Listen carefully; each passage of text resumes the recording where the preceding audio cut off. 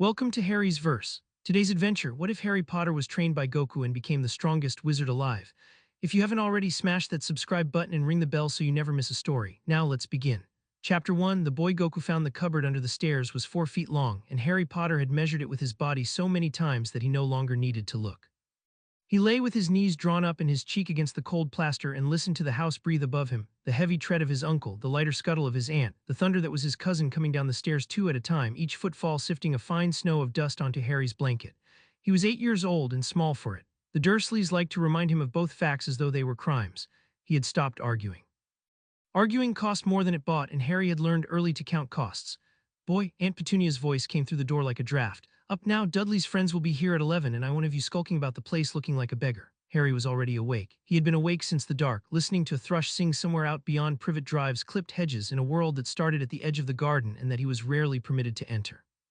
He pushed the door open, it stuck, it always stuck, and unfolded himself into the hall. The day had the particular brightness of someone else's birthday.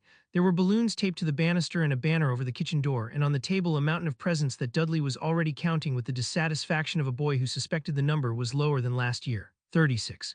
He had counted 38 the year before. There was a brief storm about this, weathered by the promise of 2 more presents purchased on the way to the zoo, and then the morning settled into its ordinary shape, which was Harry on the outside of it. He buttered toast he was not allowed to eat. He fetched things. He stood very still in corners and tried to take up no room, which was a skill, and he was good at it, and no one had ever once told him so. It would be easy to say that Harry hated them. He did not exactly. Hate was a fire, and you needed to be fed to keep a fire. What Harry had instead was colder and more useful, a clear-eyed accounting of how the world had decided to treat him, kept without bitterness because bitterness too cost more than it bought. He knew he was unwanted. He had known it the way you know the color of the sky as a simple fact of the place you lived. What he did not know, what no one had told him, was that the not wanting was a lie someone had built on purpose, brick by brick, around a boy who would one day be able to break any wall ever made. That morning the first brick cracked. It happened at the zoo in the reptile house in front of the great glass tank where a python lay coiled like a fat green rope. Dudley had rapped his knuckles on the glass and bellowed at the snake to do something, and when it did not, he had grown bored and lumbered off toward the lizards, and Harry had been left alone with the python, which lifted its head and looked at him, and Harry would have sworn this until the day he died, winked. He winked back, it seemed only polite. And something happened that Harry had no word for, though it had happened before in smaller ways. The time his hair grew back overnight after a brutal haircut, the time he found himself on the school roof with no memory of climbing. A warmth moved through him, sudden and electric, starting somewhere behind his ribs and running out along his arms to his fingertips, and the glass front of the tank simply was not there. Dudley, returning at a run, pitched forward into the empty space where it had been and went into the water of the enclosure with a slap, and the python poured itself out over the lip of the tank and onto the tiles, and there was screaming, a great deal of screaming, and through all of it Harry stood very still and felt the warmth in his arms with something that was almost wonder. He paid for it, of course. He always paid. The drive home was a held breath. Uncle Vernon's neck had gone the deep, dangerous purple of a man saving his rage for indoors, and his hands on the wheel were white at the knuckles, and no one spoke. Harry watched the hedges of little winging slide past and tried to make himself small and could not make himself small enough. The cupboard door slammed. The bolt slid home, a new bolt fitted that spring, the latest brick. "You'll stay in there," came Vernon's voice, thick and shaking, "until you can explain to me in plain English how my son ended up swimming with a snake. And if your explanation is more of your funny business," the word funny landed like a blow, "then God help me, boy." Harry sat in the dark. He drew his knees up. He pressed his cheek to the plaster, and the warmth came again, but this time it did not stop, it built. It rose through him in a slow tide, and where before it had run out to his fingertips and gone, now it pooled and gathered and pressed against the inside of his skin like water behind a dam. His scar prickled. The air in the cupboard grew thick and bright as though dawn were happening inside it, and Harry looked down and saw that his hands were glowing, faintly golden, a light with no lamp behind it, and he was not afraid. That was the strange thing, the thing he would remember. He was not afraid. He felt for the first time in his small, accounted life full. The dam broke. It did not break outward into the house, into a shattering of plaster and wood. It broke sideways into a direction Harry had no name for, and the air in front of him split. A seam of pure gold opened in the dark of the cupboard. Narrow at first, a thread, and then wider, a wound in the world's fabric with light spilling out of it, not lamplight, not sunlight, but something older and cleaner, the gold of the inside of a struck bell. Through the seam Harry could see impossibly, through the back wall of a cupboard under the stairs of number 4, Privet Drive, green. A great deal of green. Mountains rolling away into a haze, and a sky too wide and too blue to belong to England, and a sun. Harry did not decide to go. The decision was older than thinking, made by the full and golden thing inside him. He reached for the green, and the gold took him, and the cupboard, the bolt, the banner, the whole careful cage of his life folded up behind him like a closing hand and was gone. He fell. He fell through gold and then through blue, wind tearing at his two big clothes, the green rushing up at him, and Harry, who had never in his life had room to be afraid out loud, opened his mouth and screamed into a sky that was finally, gloriously big enough to scream into. He did not hit the ground. A hand closed around him out of nowhere, caught him as gently as you would catch a thrown ball you'd been expecting, turned his fall into a slow swing and set him down on his feet in grass that came to his knees. Harry's legs gave. The hand steadied him. He looked up and up and up. A man stood over him, and the first thing Harry understood about him was the hair, wild black, leaping up from his head in defiance of every law Harry knew, like the static off the back of the television, but solid, deliberate, his own. The man was not tall in the way Uncle Vernon was tall, all width and weight.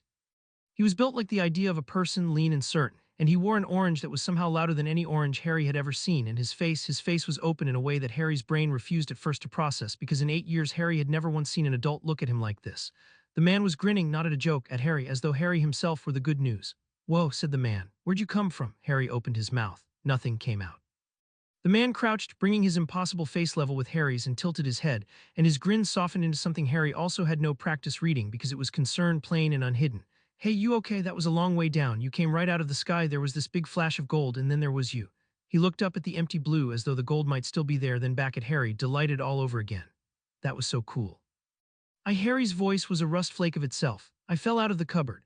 "The cupboard," the man repeated with the warm seriousness of a person who did not understand a word but was prepared to take it at face value. "A long way from a cupboard." He stood and offered Harry a hand the size of a dinner plate, hard with old calluses. "I'm Goku. What's your name?" Harry looked at the hand. In his experience, hands that size were for hitting. He took it anyway. Some full and golden part of him insisted. "Harry," he said. "Harry Potter." "Harry," said Goku, trying the name out, nodding as though it suited. "Nice to meet you, Harry." He hauled Harry up onto a low rise and pointed, and Harry followed his arm to a small house tucked in a fold of the green hills, smoke curling from its chimney. "You hungry? You look hungry. You're real little." He said it without cruelty, as a simple observation, the way he might note that the sky was blue. "Kai's cooking. There's gonna be a ton of it, come on." And Harry, who had buttered 100 slices of toast he was not allowed to eat, who had stood in the corners of 100 celebrations that were not his, found himself walking down a hill in a world that should not exist beside a man who should not exist, toward a house where he was being promised there would be food and it would be for him. He did not believe it. He had learned not to. But he walked anyway, and the warmth that had pooled and broken in him had not gone out.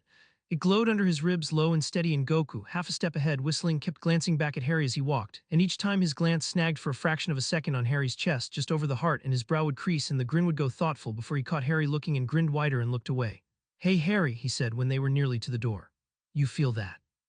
"Feel what? That?" Goku tapped 2 fingers against his own sternum. "In there, you've got something in you, 2 somethings actually." He stopped and looked at Harry properly, head to foot, and the wonder on his face was the open, hungry wonder of a man who had spent his whole life chasing strong things across the sky and had just felt the wind change.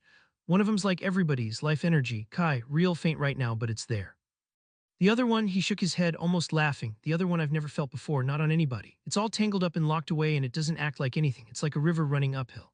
Harry said nothing. He did not know the word Kai. He had only just learned, an hour ago, the word for what made glass disappear and snakes free and cupboards open onto the sky, and the word was funny business, and it was a word that got him locked in the dark.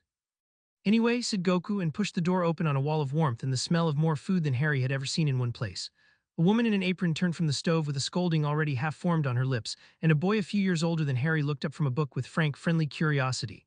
Goku put a hand on Harry's shoulder, light, careful of how small the shoulder was, and steered him gently into the light. "Found a kid," he announced to the room. "He fell out of the sky." And then to Harry quietly, just for him, with that grin that kept treating Harry like good news. "You want to get strong, Harry, because I think you could be something nobody's ever seen, and I'd love to find out." Harry Potter stood in the doorway of a house in a world with a wider sky, with food on the table that was, impossibly, partly for him, beside a man who had caught him out of the air and asked, as though Harry's answer mattered, as though Harry were a person whose wanting counted, whether he would like to become strong. 8 years of careful accounting told him to be cautious, to wait for the cost.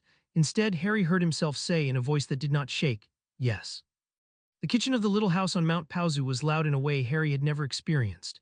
At Privet Drive, loudness was a weather system. It gathered and broke, and you took shelter. Here it was simply the sound of people living near one another without fear. Kai scolded Goku for tracking grass into the house, and in the same breath set a bowl in front of Harry that could have bathed a small animal, heaped with rice and meat and things Harry could not name.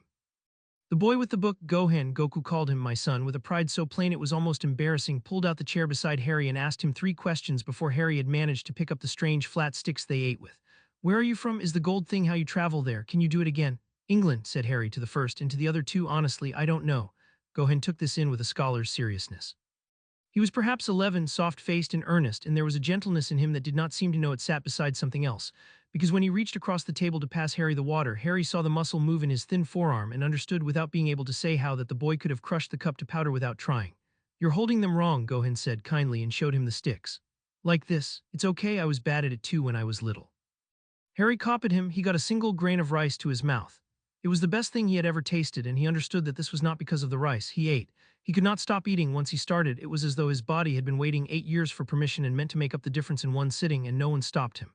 That was the part that kept catching him off guard, that kept his eyes stinging in a way he hid by ducking his head over the bowl. No one stopped him. No one counted what he took.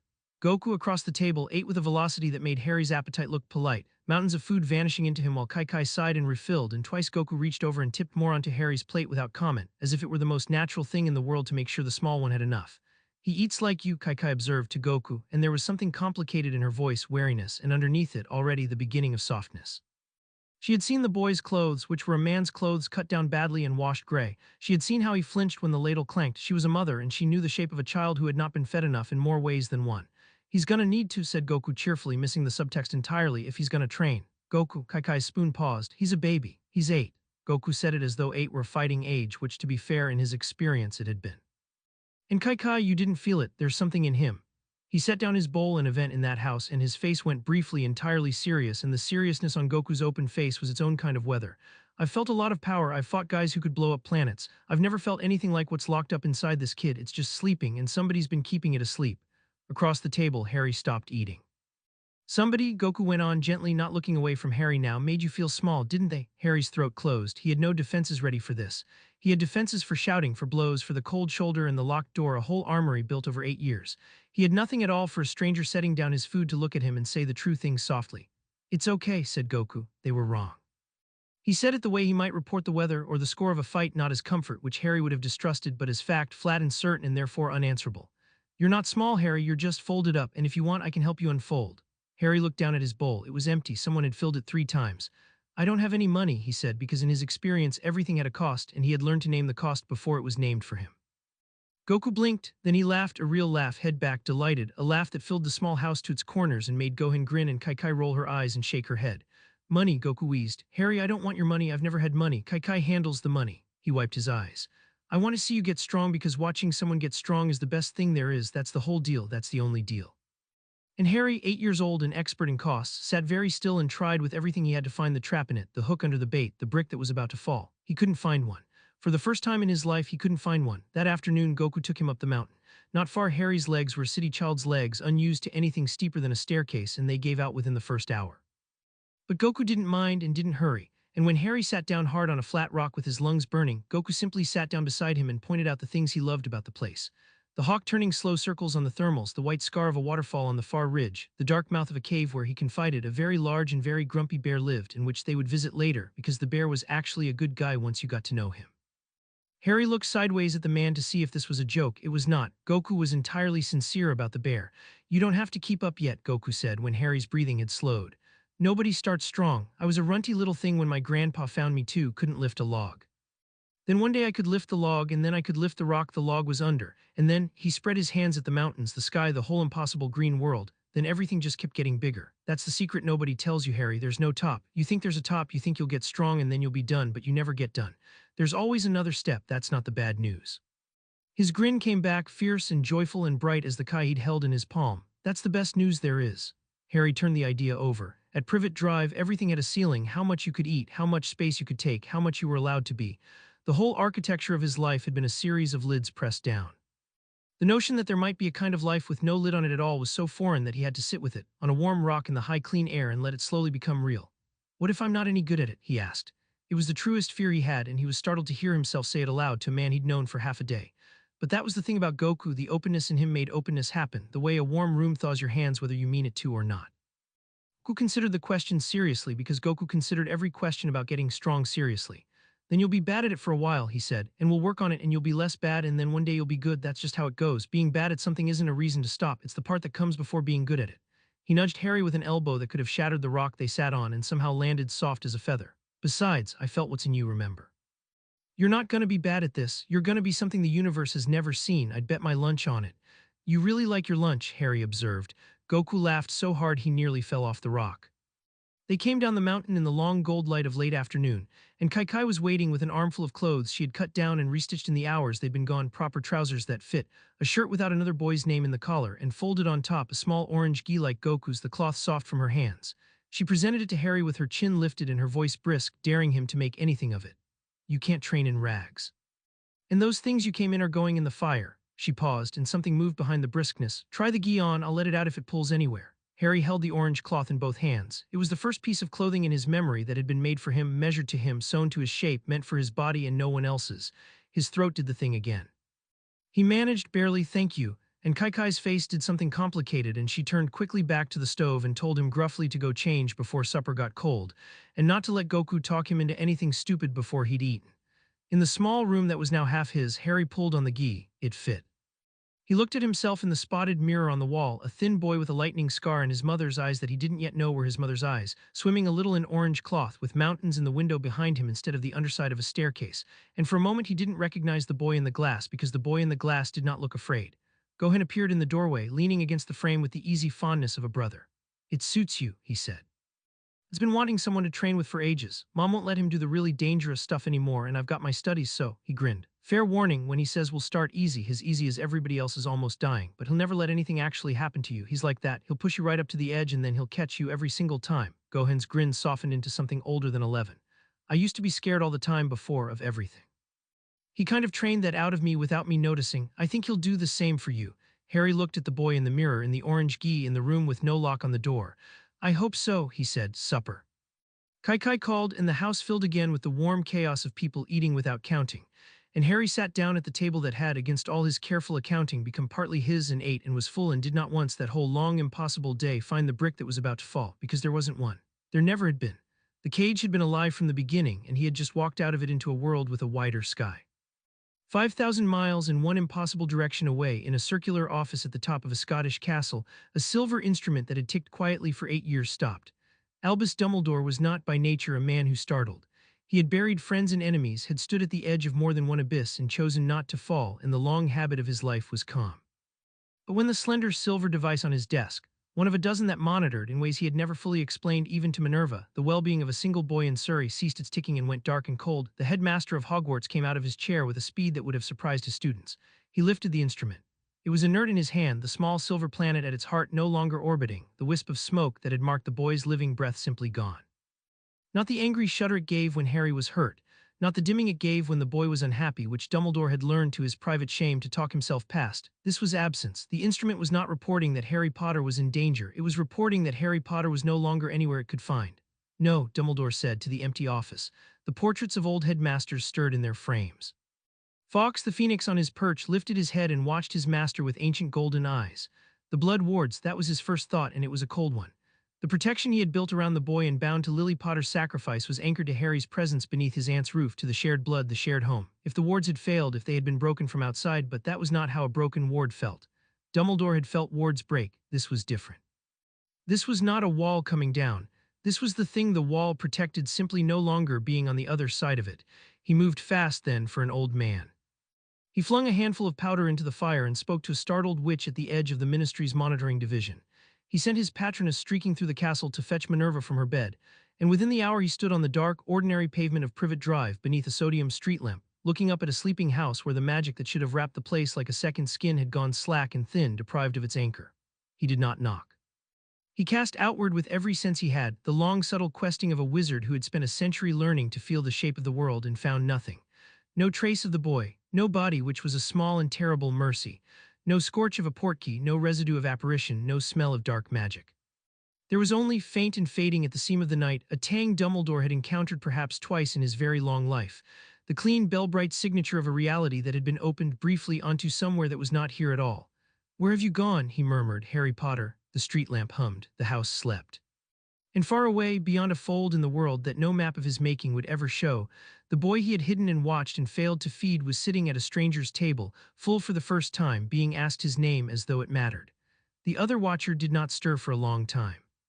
In a place without a name, a darkness that was not death only because death would have been a release, a thing that had once been a man and was now barely more than a wolf felt, across the immeasurable distance, the same change Dumbledore had felt. It had no instruments, it needed none. It had tied a thread to the boy on the night it failed to kill him, a thread of its own torn soul that it did not yet understand it had left there. And through that thread for 8 years it had felt the dull, steady warmth of the child living, hated and small, exactly where the old fool had hidden him. The thread had just gone taut and stretched and thinned to the breadth of a spider's silk, pulled toward a distance the broken thing could not follow, into a direction it could not name. Bodiless, scattered, clinging to the edges of the living world, it could only feel the boy recede like a coal carried away down a long, dark river. And the thing that had been Lord Voldemort, that would be Lord Voldemort again, felt something it had taught itself never to feel, because feeling it was a kind of weakness, and weakness was the only sin it believed in. It felt the small, cold touch of fear. The boy was not dead. The boy had gone somewhere. And wherever that was, the warmth on the far end of the thread, which had always been the dull warmth of a frightened child, was changing, growing, beginning very slightly to burn. The darkness gathered itself and waited and began patiently, because it had nothing but patience now to plan. Harry slept that first night in a bed. It was a small thing, and it undid him more than anything else had. Gohan had given up his own room without being asked, dragging a spare mattress to the floor for himself, and waving off Harry's stammered protest with the cheerful authority of an older brother who had already decided the matter. The bed had a quilt on it, hand-stitched, soft with age, and clean sheets that smelled of the wind they had dried in.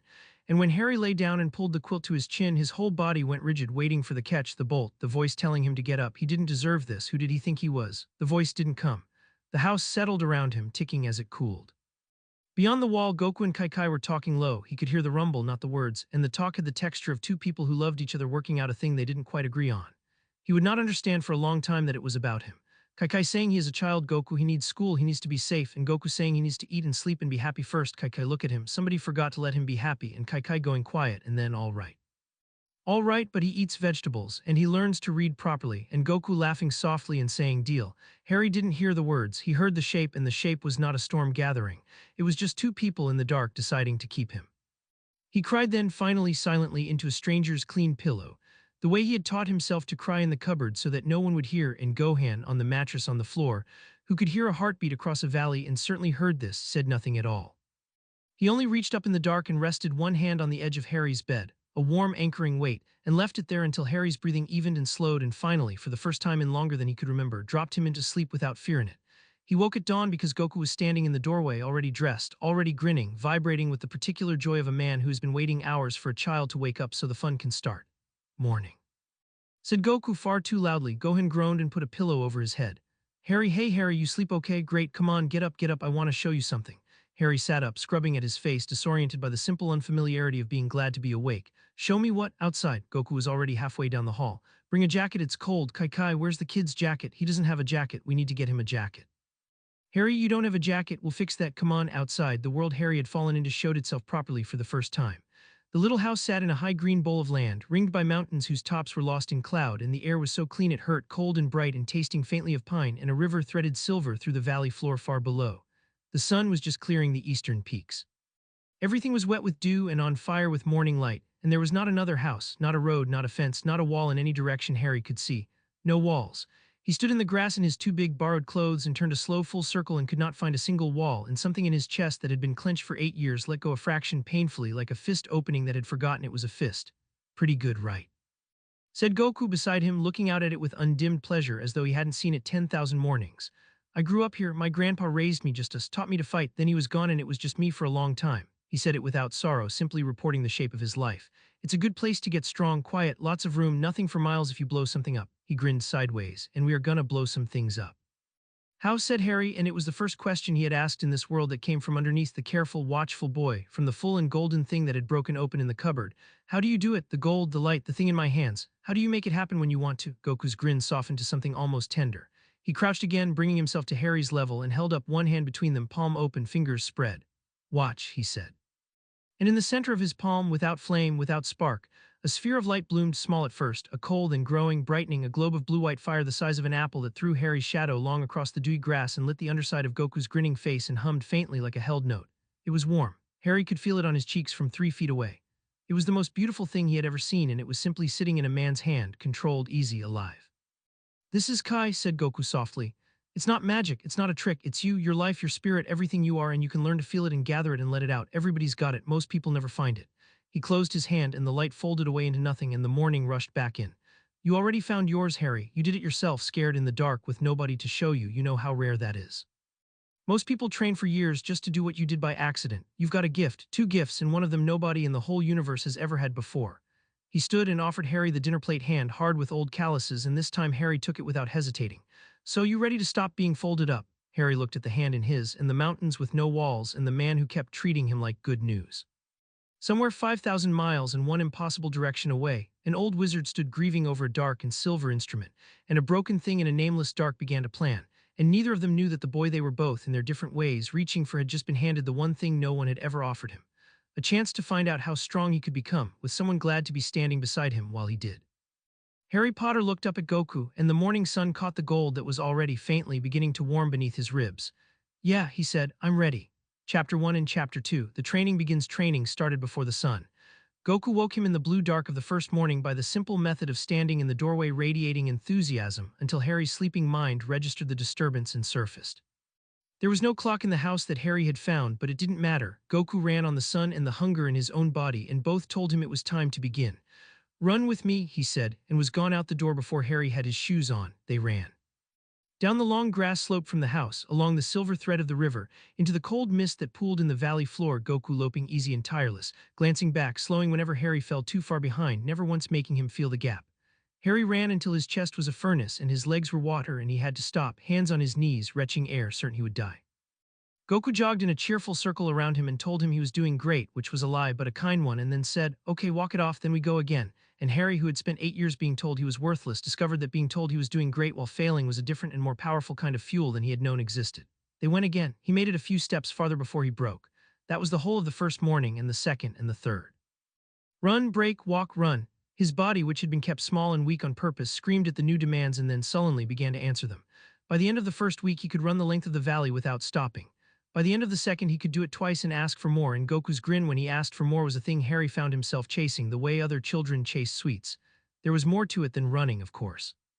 There was the lifting first stones, then boulders. Then when boulders grew too easy, the trick Goku taught him of bracing his back against a fallen tree and learning to push not with his arms but with the whole coiled length of him, the way a thing pushes that intends to move the world. There was the standing on one leg on a pole that Goku planted in the riverbed for balance for hours, while the cold water rushed below and his muscles sang and trembled and finally went quiet and certain. There was the catching, Goku throwing pebbles, slow at first, then faster, until Harry's hands learned to be where the pebble would be instead of where it had been, until catching became less a thing he decided to do and more a thing his body simply knew. Good, Goku would say every time with total sincerity. Good again. And the strange thing, the thing Harry kept turning over in the dark before sleep, was that none of it felt like the work it plainly was. At Privet Drive, effort had been punishment. The weeding, the scrubbing, the endless errands, every task a way of reminding him what he was for. Here, effort was a gift you gave yourself. Goku trained beside him, not over him, sweated with him, laughed with him, got excited when Harry did something new the way you'd get excited for a friend. The work was hard and the work was joy, and Harry had never known until Mount Pauzu that those two things could live in the same body at the same time. His body changed first. The thinness that had been starvation became, slowly, the leanness of an athlete. Muscle laid itself along his arms and back where there had been only bird bones. He ate like Goku ate now. Enormous quantities of Kaikai's cooking vanishing into a frame that burned it all to fuel, and Kaikai, who pretended to despair at the grocery bill, watched the color come into the boy's face and the wariness go out of his shoulders and said nothing, only cooked more. But it was the other thing, the Kai, that Harry had truly come for. You can't make it, Goku told him when Harry pressed after the first month, his impatience finally overflowing. That's the first thing, you don't make Kai, it's already there, it's you. All you're doing is learning to feel it and then learning to let it move. They were sitting cross-legged in a clearing high above the house, the afternoon light coming down green through the canopy, and Goku had gone still in a way Harry had not seen before, the boyish bounce of him settling into something deep and old and quiet, a stillness with the whole weight of his power folded inside it. Close your eyes, stop trying to do anything, just feel yourself breathing. There's a warmth in there behind everything. You felt it once already in your cupboard, find it again, don't grab it. Just notice it's there. Harry closed his eyes, he breathed. For a long time there was nothing but the green dark behind his eyelids and the ache in his folded legs and the maddening awareness of trying, which Goku had told him was the one thing that would keep it away. He stopped trying. That was the hardest instruction Harry had ever been given, harder than any number of laps, because trying was how he had survived 8 years' vigilance effort, the constant work of taking up no space. To simply sit and breathe and let go was to put down a weight he had not known he was allowed to put down, and when he put it down, the warmth was there. It had been there the whole time. It was there the way his own heartbeat was there, so constant that he'd stopped hearing it, a low steady glow behind his ribs and his belly running out faint along his limbs, the same gold that had broken open in the cupboard, banked now to an ember but unmistakably, undeniably his. Harry's breath caught. He didn't grab it, he just noticed it the way Goku had said, and the noticing seemed to feed it, and the ember brightened, and a warmth that was not from the sun spread up through his chest and out toward his hands. "There it is," said Goku softly, delighted, very close. "There it is, you feel that?" "Yes," Harry whispered. He was afraid to move, afraid to open his eyes, afraid the slightest thing would scatter it. It's warm. It's you, that's what you feel like on the inside. Pretty great, huh?" Harry could hear the grin. "Now, real gentle, don't force it, just let a little of it move down your arm, like pouring water from one cup to another. Slow." Harry let it move. He didn't push, pushing scattered it. He learned that instantly. He simply invited it. The way you'd coax a shy animal, and the warmth pooled and shifted and ran, reluctant and then willing, down the length of his right arm into his palm, gathering there, building until his hand felt full to bursting with a pressure that was not pain, that was the opposite of pain. That was his whole self pressed bright and eager into the cup of one hand. "Open your eyes," Goku said. Harry opened his eyes. A light sat in his palm. Small, smaller than the apple-sized globe Goku had made, no bigger than a marble, and unsteady, flickering, guttering like a candle in a draft. But it was light, golden light with no lamp behind it, his light drawn up out of his own living spirit and held, trembling, in his own hand. Harry made a sound he had never made before. It took him a moment to recognize it. He was laughing. Out loud, helpless, astonished, laughing the way he had heard other children laugh through the window of the cupboard. A sound he had never once made himself, because there had never been anything in his life worth that sound. And here it was, spilling out of him at the sight of a marble of light in his own hand, and Goku was laughing too beside him with him, and the green afternoon rang with the two of them laughing in the high clean air over a sphere of gold no bigger than a marble. "That's it," Goku said when he could speak. "That's it, Harry, that's the whole thing, everything else is just making that bigger." He clapped a hand on Harry's shoulder, careful as always of the bones, and his face was lit with a joy that had nothing held back in it, the pure uncomplicated joy of watching someone he cared about take the first step on a road that had no end. "Welcome to the rest of your life, kid, you're never gonna be folded up again." The light guttered out a moment later. Harry's concentration broke under the sheer size of the feeling, but it didn't matter. He had done it on purpose. He had reached into himself and found the gold and brought it out into the light of day, and now that he knew the way, he could find it again. And again. And again, each time a little steadier, a little brighter, the marble growing toward a globe over the weeks that followed, until holding a light in his palm became as ordinary to him as it was to Goku, and Goku started teaching him what came next. What came next was that the light could move. "Push it," Goku said, on a morning when Harry's palm light had grown to the size of a plum and stopped flickering. They stood at the edge of the high clearing, facing out over the valley, and Goku had set up a dead tree across the gap as a target. "Not at me, at the tree, gather it like always, and then when it's ready let go, all at once, like throwing a punch with your whole spirit." Harry gathered, the light built in his palm, hot and bright and straining. He drew his arm back the way he learned to throw and aimed at the gray skeleton of the dead tree and let go. The light leapt from his hand. It was not much, that first blast, a fist-sized bolt of gold that wobbled in flight and struck the tree a glancing blow and blew a fistful of bark off it and fizzled. But it had left his hand, it had crossed the gap. It had hit a thing and the thing had broken, and Harry stood with his arm still extended and his mouth open and felt the recoil of his own power singing back up through his bones. "Yes," Goku punched the air, more excited than Harry was. "That's a Kai blast, your first one. Did you see that? You hit it." He was actually jumping. A grown man, one of the strongest beings in the universe, was jumping up and down in a clearing because a boy had knocked some bark off a dead tree. "Okay, okay, again, this time gather more, don't be scared of it, it's yours, it won't hurt you, pull up more, hold it longer, and then throw everything." Harry threw everything. The second blast was twice the size of the first and struck the tree dead center and took the top third of it clean off in a spray of splinters and a crack that rolled around the valley and came back as echoes. Birds exploded from the canopy. The recoil knocked Harry back a step. And he laughed again, that helpless, astonished laugh, and looked at his own hand as though it belonged to someone else, someone powerful, someone who could break things on purpose instead of being broken. "Now you're getting it," Goku said, and the pride in his voice was a thing Harry would have run through fire for. "Now you're really getting it." Flight came to him the way it comes in dreams, as a thing the body remembers it always knew. Goku taught it the same way he taught everything, by making it look like play. He simply lifted off the ground one morning, drifting up to hover cross-legged at the height of the treetops, and looked down at Harry with a grin and said, "Coming." As though flight were obvious, as though the only strange thing was that Harry was still standing on the dirt. And when Harry protested that he didn't know how, Goku said the thing he always said, which turned out to be true about nearly everything. "You already know how, it's the same as a Kai blast, you're just pointing it down instead of out and not letting go." It took Harry 3 days to get off the ground. It took him 3 weeks to stay off it without pitching over sideways and crashing into the river, which he did so many times that Kai started keeping a stack of towels by the door. But the first time he rose, wobbling, to the height of Goku's hovering form, and hung there in the empty air with the valley spread out small and green below him and the wind in his hair and nothing, holding him up but his own spirit, Harry understood that the boy who had been locked in a cupboard 4 feet long was never coming back. You could not put a flying boy in a cupboard. The thought made him laugh out loud, hanging in the sky, and Goku laughed with him, and they raced clumsily on Harry's part in great cheating loops on Goku's out over the valley in the morning light, 2 specks of orange against the blue. Then there was the wave. Harry had seen Goku do it once on a quiet evening out over the empty far end of the valley where there was nothing to hurt, had seen him plant his feet and cup his hands at his side and gather a light so bright it turned dusk to noon, and speak the strange syllables that focused it, and throw forward a river of blue-white fire that lit the whole sky and carved a glowing line across the heavens and did not stop, it seemed, until it had gone out past the edge of the world. Ka-mi-ha-mi-ha. The sound of it had raised every hair on Harry's body. He had asked that night in a small voice whether he would ever be able to do that. Sure, Goku had said, as though there were no question. It's the strongest thing I know how to teach, takes a while, but sure. Now, months into his training, with his palm light grown to a steady globe and his Kai blast strong enough to shatter boulders, Goku decided he was ready to begin. It's a way of gathering, Goku explained, folding Harry's hands into the cup shape at his side. You pull your Kai down into your hands and you hold it and you build it and build it way more than a blast, way more than you think you can hold, and the hands and the words help you shape it so it doesn't just blow up in your face. Then you push it all out at once. Kamehameha, his hands glowed as he spoke, the light building between them, casting both their shadows huge across the clearing. Ha. He didn't release it, he let it fade, a demonstration only.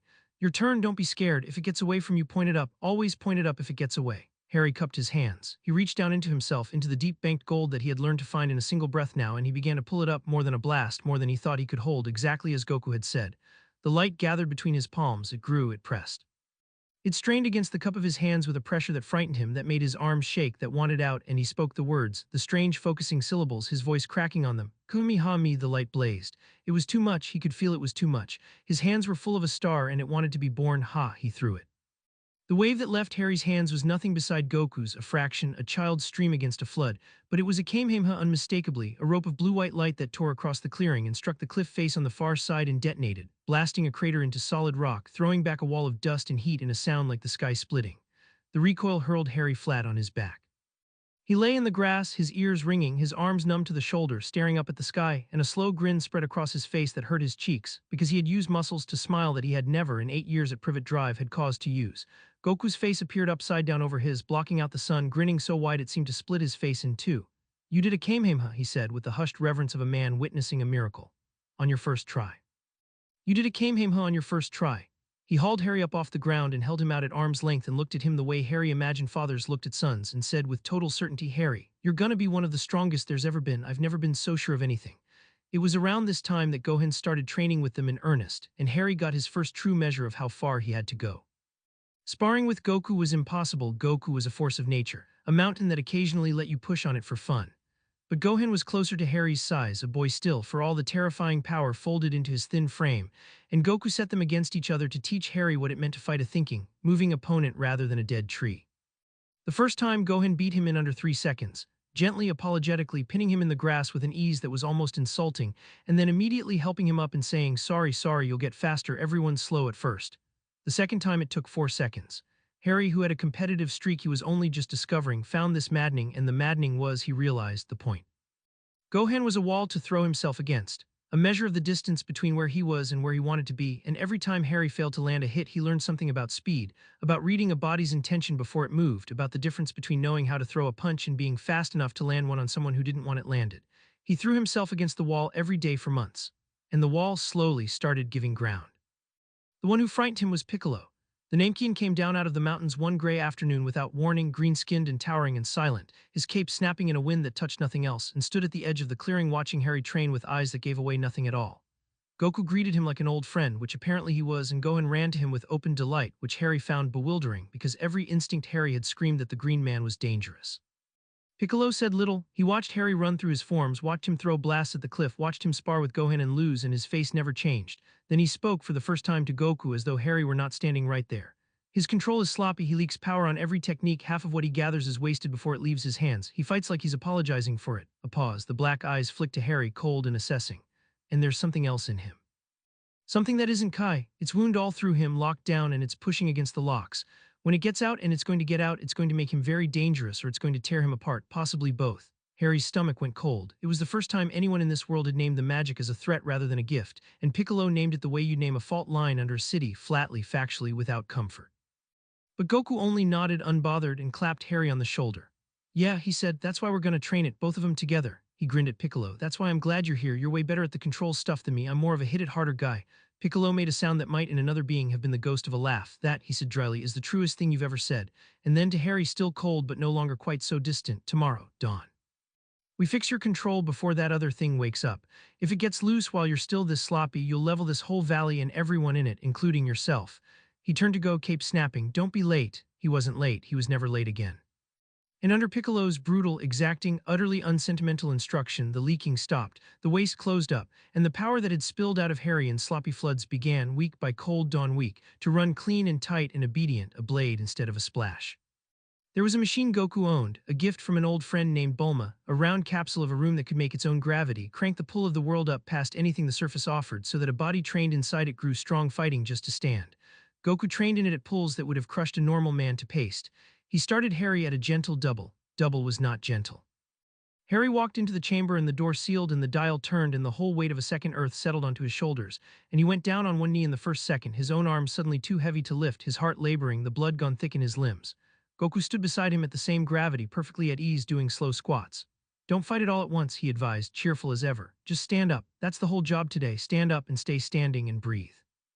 Your body figures out the rest while you're not looking." Harry stood up. It took everything he had and his legs shook and he stayed standing for 11 seconds before he went down again. The next day it was 14, the day after half a minute. His body figured out the rest while he wasn't looking, exactly as Goku had said. And within a season Harry was doing forms at double gravity and then triple, his Kai rising to meet the load because that was what Kai did. It grew to fill the demand you placed on it. The way water fills a vessel, and the harder you pushed the more of yourself you found waiting to be used. That was the lesson under all the other lessons, the thing Goku believed in the way other men believed in God. That strength was not a fixed amount you were born with and spent down. It was a thing that grew when you spent it. Every wall you broke yourself against made you the kind of thing that could break the next wall more easily. There was no top because the climbing itself remade the climber. Harry, who had grown up being told in 1,000 ways that he was a fixed and limited and disappointing quantity, took this lesson into the deepest part of himself, and it healed something there that no amount of kindness alone could have reached. The evenings were for the other kind of growing. After supper, when the dishes were done and Gohan had gone to his books and Kai to her mending, Goku would take Harry out to the porch and they would sit in the blue dusk with the first stars coming out over the mountains. And Goku would talk about fights he'd had, monsters he'd faced, friends he'd lost and wished back with the Dragon Balls, the strange and enormous shape of his life. He talked the way he did everything openly without armor, and Harry, who had spent 8 years learning to give nothing away, slowly learned from him how to give things away on purpose to a person who would not use them against you. One such evening, Harry asked the question he had been carrying a long time. "Why'd you do it? Take me in. You didn't know me. I just fell out of the sky." Goku thought about it, watching the stars. "I felt what was in you," he said at last. "But that's not really why." He scratched his head, working at words which never came easy to him. "When I found you, you had this look, like you'd already decided nobody was coming, like you'd done all the math and the answer was you're on your own and you just accepted it, folded yourself up small to fit a place that didn't deserve you." He turned and looked at Harry in the dark, and his open face was, for once, entirely without a grin and entirely without doubt. "My grandpa took me in when I was a runty little thing with nobody. He didn't have to, he just did, and it made me everything I am." He shrugged as though it were the simplest thing in the world, which to Goku it was. "Somebody did that for me, so when a kid falls out of the sky with that look on his face, you catch him, you feed him, you show him there's no top. That's what you do, Harry. That's the whole point of getting strong, so you've got something to share." Harry did not say anything for a while. The stars came out, more of them, the great wheel of them turning over the dark mountains. Somewhere far below an owl called and a deer answered and the river ran on toward the sea. "You're the first person who ever wanted me," Harry said finally, very quietly to the stars because it was easier than saying it to Goku's face. Goku reached over and put one enormous hand on the back of Harry's neck, warm and certain, the way you'd steady something you were afraid of dropping. "Then everybody before me was a fool," he said simply, "and that's their loss, not yours. You're stuck with us now. We're not going anywhere." And then, because Goku could never stay solemn for long, his grin came back, splitting the dark. "Besides, you eat almost as much as me. Kai says we have to keep you just to justify the grocery budget." Harry laughed, the real laugh, the one he'd never had before Mount Pauzu, and the two of them sat out on the porch under the turning stars. The strongest warrior in the universe and the boy who would one day rival him, full and warm and unafraid, while far away across a fold in the world, two patient enemies waited in the dark for a child who was no longer a child, and no longer afraid, and no longer alone. In Britain, the search for Harry Potter went cold, and then colder, and then it stopped being a search and became a wound. Dumbledore did not give up easily. He was not a man built for giving up, but every avenue closed in his face. He combed the country for traces of dark magic and found none. He consulted goblins, who kept records older than wizard kind, and centaurs, who read the future in the turning of the stars, and a very old and very strange woman in a fen who could sometimes find the lost. And the goblins found nothing, and the centaurs said only that the boy had walked off the edge of the chart.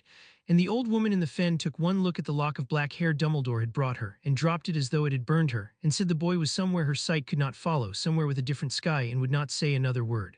A different sky. The phrase chilled him because it echoed the bell-bright signature he'd caught fading on Privet Drive, the mark of a reality opened onto somewhere not here. He had spent his long life believing he understood the shape of the magical world. The disappearance of Harry Potter into a place with a different sky was a hole punched clean through that belief, and Albus Dumbledore, for the first time in many years, did not know what to do.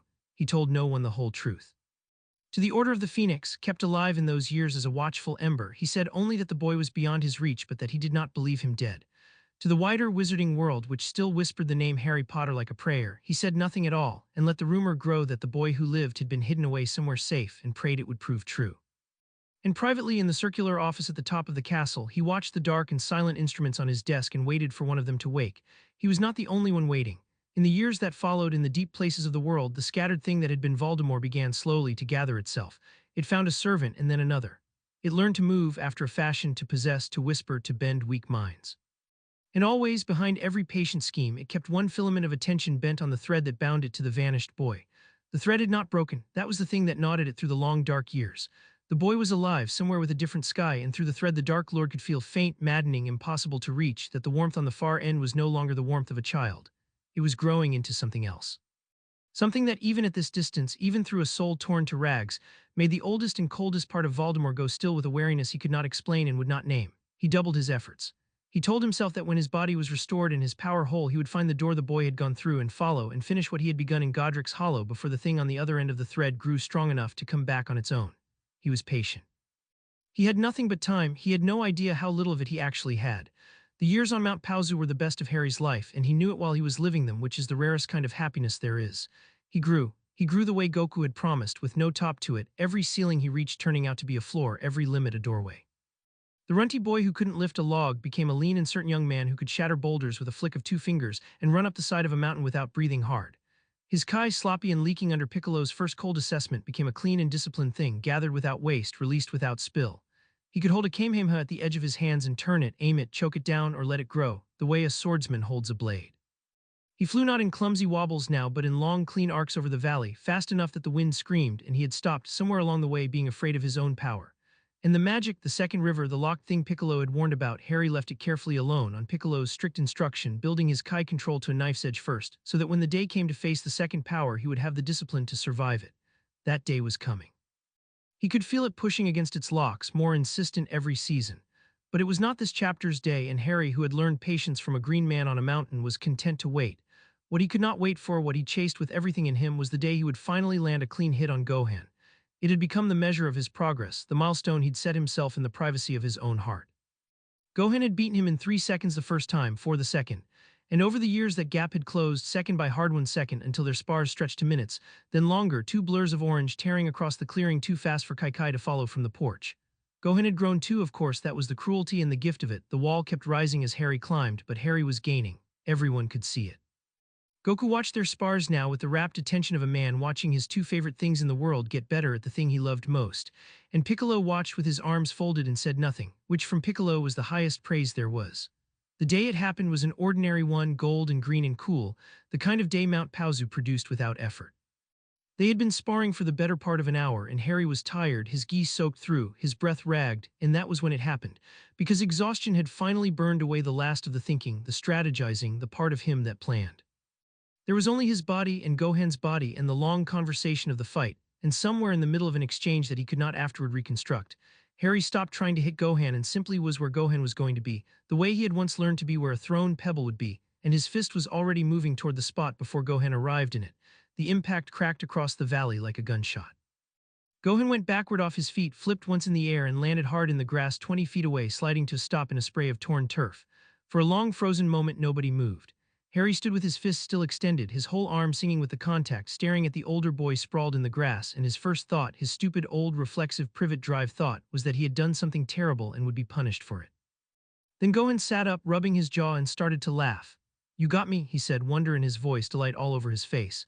"Harry, you actually got me. That was, I didn't even see it. You read me. You read the whole exchange 3 moves out." He scrambled up and crossed the clearing and seized Harry by both shoulders, grinning into his face, every inch the proud older brother. You got me clean, took you, what, 4 years, but you got me.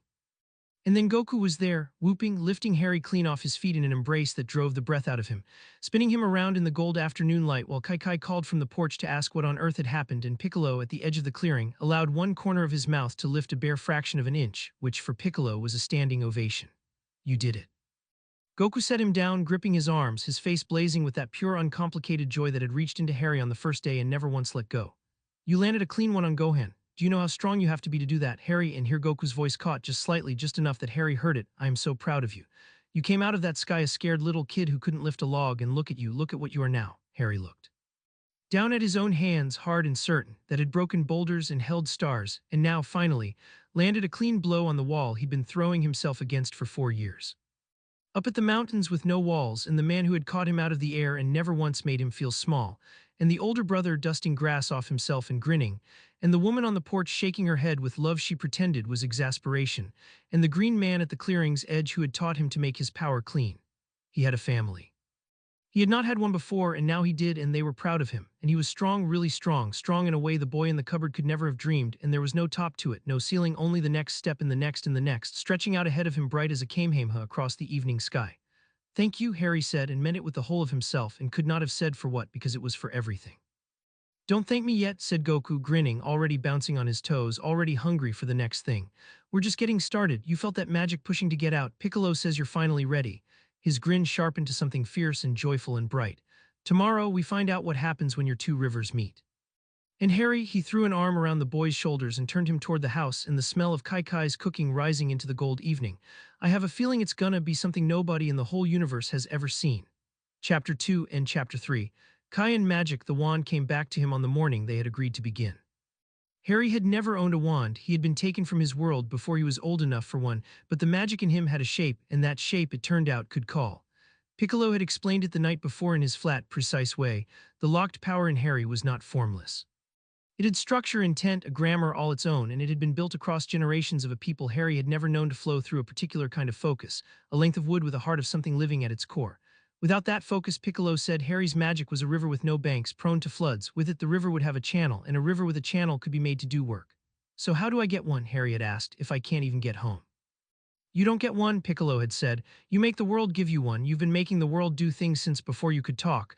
Reach for what you need and refuse to accept that it isn't there. It sounded like nonsense. It was not nonsense. The next morning in the high clearing, with Goku and Gohan and Piccolo watching, Harry closed his eyes and reached not for Kai, the warm, familiar gold, but for the other thing, the locked second river, and through it he reached for the idea of a wand, a focus, a channel, with the same stubborn refusal he had once used to make a snake free and a cupboard open onto the sky. He held out his empty hand and did not accept that it was empty. The air over his palm shivered. Gold light gathered, but it was not Kai gold. It was a deeper, stranger color, shot through with threads of something that had no business existing, and it twisted and lengthened and cooled. And when Harry opened his eyes, there was a wand lying across his palm. 11 inches holly, with a core he could feel rather than see, a single hair of something that hummed against his magic like a struck string finding its twin. He did not know, could not have known, that he had just called into being the brother of the very wand that had marked him, that the feather at its heart had come from the same impossible bird as the feather in the wand of the thing that had tried to kill him. He only knew that the moment his fingers closed around it, the locked river inside him surged toward the focus like water finding a channel, and for the first time since the cupboard, his magic had somewhere to go. Whoa, said Goku, who said whoa at all the best moments. What is that? That's not Kai. I can't feel it like Kai. It's like, he squinted, groping for it. It's like there's a sound just past where I can hear. That, said Piccolo, is the other river. He had gone very still watching the wand, and there was something in his eyes that was almost wariness. Be careful with it, Potter. Kai obeys your spirit, that obeys your will. They are not the same thing, and a man can will something his spirit would never choose. Harry barely heard him. He was looking at the wand, and the wand was looking. That was the only word back at him, and the second river was singing. The first spell he cast nearly took Gohan's head off. It was meant to be a simple thing, a lifting charm, the kind of magic Piccolo judged safe to begin with, a word and a flick to raise a stone off the ground. But Harry had spent 4 years learning to put his whole spirit behind every gesture, to hold nothing back, to pour everything into the technique. And when he spoke the word and flicked the wand, 4 years of Kai discipline poured down the channel along with the magic, and the stone did not rise gently. It rose like a cannonball, screaming off the ground and across the clearing, and only Gohan's reflexes, honed against his father's fists, got his head out of the way before it punched a hole clean through the trunk of an oak and kept going. Silence. The oak creaked and toppled. Okay, said Goku into the quiet with deep appreciation. Okay, that was awesome, do it again. He will not do it again, said Piccolo coldly, stepping between them. Not like that, Potter, what did you just do? Harry stared at the fallen oak, at the hole, at the wand trembling slightly in his hand. He could feel it, the place where the two powers had met, where Kai discipline had run down the magical channel and multiplied the result by something he didn't yet understand. I put Kai behind it, he said slowly. I didn't mean to. I've trained so long to put everything behind everything, it just went with it, down the same channel. Piccolo's eyes narrowed and the wariness in them shifted fractionally toward something else. Interest. Say that again. The Kai went down the magic's channel, Harry said, and as he said it he felt the truth of it open up in front of him like a door. They're not separate, they feel separate, they come from different places. Kai from my spirit, the magic from somewhere older, somewhere outside me, but they can run through the same channel. The wand focuses the magic, but the wand doesn't know the difference. It'll focus whatever I pour into it. And if I pour Kai down a magic channel, he looked at the hole in the oak, the toppled tree, and something cold and bright and tactical woke up behind his eyes. I get something that's neither, something more. This was the part of Harry that Privet Drive had never managed to crush, the part that had counted costs and read intentions and survived 8 years by thinking 3 moves ahead of people twice his size, and it had found at last a worthy problem. Because here was a thing no one in either of his two worlds had ever possessed. Two complete and separate systems of power, Kai and magic, each with its own laws, its own techniques, its own ceilings, and Harry alone stood at the place where they met, holding a focus that did not care which one he fed it. The possibilities unrolled in front of him faster than he could speak them. A shield charm, he said, half to himself, pacing now, the wand flashing in his hand as he thought aloud. Magic makes a wall of force, but it's fixed, it's only as strong as the magic you put in. What if I run Kai into it? Kai can grow without limit. A shield I can pour more and more into, harder than any wizard could ever make. He spun to face the fallen oak. Or a stunner. Magic stuns, knocks a man out clean, no blood, but it's a fixed force. You can block it, you can resist it. What if I drive it with Kai? A stun nobody could resist, delivered at the speed of a Kai blast that still doesn't kill. He was breathing fast now, not from exertion but from the sheer vertigo of it. Don't you see? Wizards have spells but no power to grow. Fighters have power that grows forever but no spells, no precision, no tools. I have both. I have every spell ever written and a power with no ceiling to drive them and a focus that'll marry the two. He stopped. He looked up at the three of them, Goku grinning in pure delight, Gohan wide-eyed, Piccolo arms folded and unreadable, and he said the thing that would define the rest of his life. Nobody's ever had this in either world. Nobody's ever stood where I'm standing. For a long moment no one spoke. Then Piccolo said very quietly, no, they haven't. And there was in his voice, under the wariness, something that might have been awe and might have been fear and was almost certainly both. Which means there's no one to teach you and no one to tell you what it costs and no one to catch you if it goes wrong in a way none of us has ever seen. He uncrossed his arms. So we go slow, we test everything. You will not pour your whole spirit down that channel again until you understand exactly what comes out the other end. Are we clear? We're clear, Harry said. They were not, it turned out, going to go slow, but that was not Piccolo's fault. It was the second river's. They began with the shield because a shield, Piccolo reasoned, was the safest thing in the world to test. It only ever pushed outward, only ever defended, and if it failed harmlessly. Piccolo was wrong about that, but they would not learn how wrong for an hour yet. Harry stood in the clearing and raised the wand and spoke the incantation he had pulled somehow from the deep grammar of the locked river Pratigo, and a disk of pale light bloomed in the air before him, the ordinary shield charm of any competent wizard, a wall of fixed force shimmering between him and the world. Gohan, on Piccolo's instruction, threw a Kai blast at it, a gentle one, a tap, and the shield held flexing, and Harry felt the impact run back down the wand into his arm. Now, said Piccolo, feed it slowly, a trickle of Kai down the channel, not your whole spirit, a trickle. Harry fed the shield a trickle of Kai. The disk of pale light flared white, it thickened, hardened, its edges sharpening from a vague shimmer to a hard bright lens, and when Gohan threw a second blast, harder this time, on a nod from Piccolo, the shield did not flex. It did not even register the hit. The Kai blast splashed off it like water off glass and dissipated, and Harry, behind the shield, felt nothing at all. More, said Piccolo, leaning forward despite himself. Harry gave it more.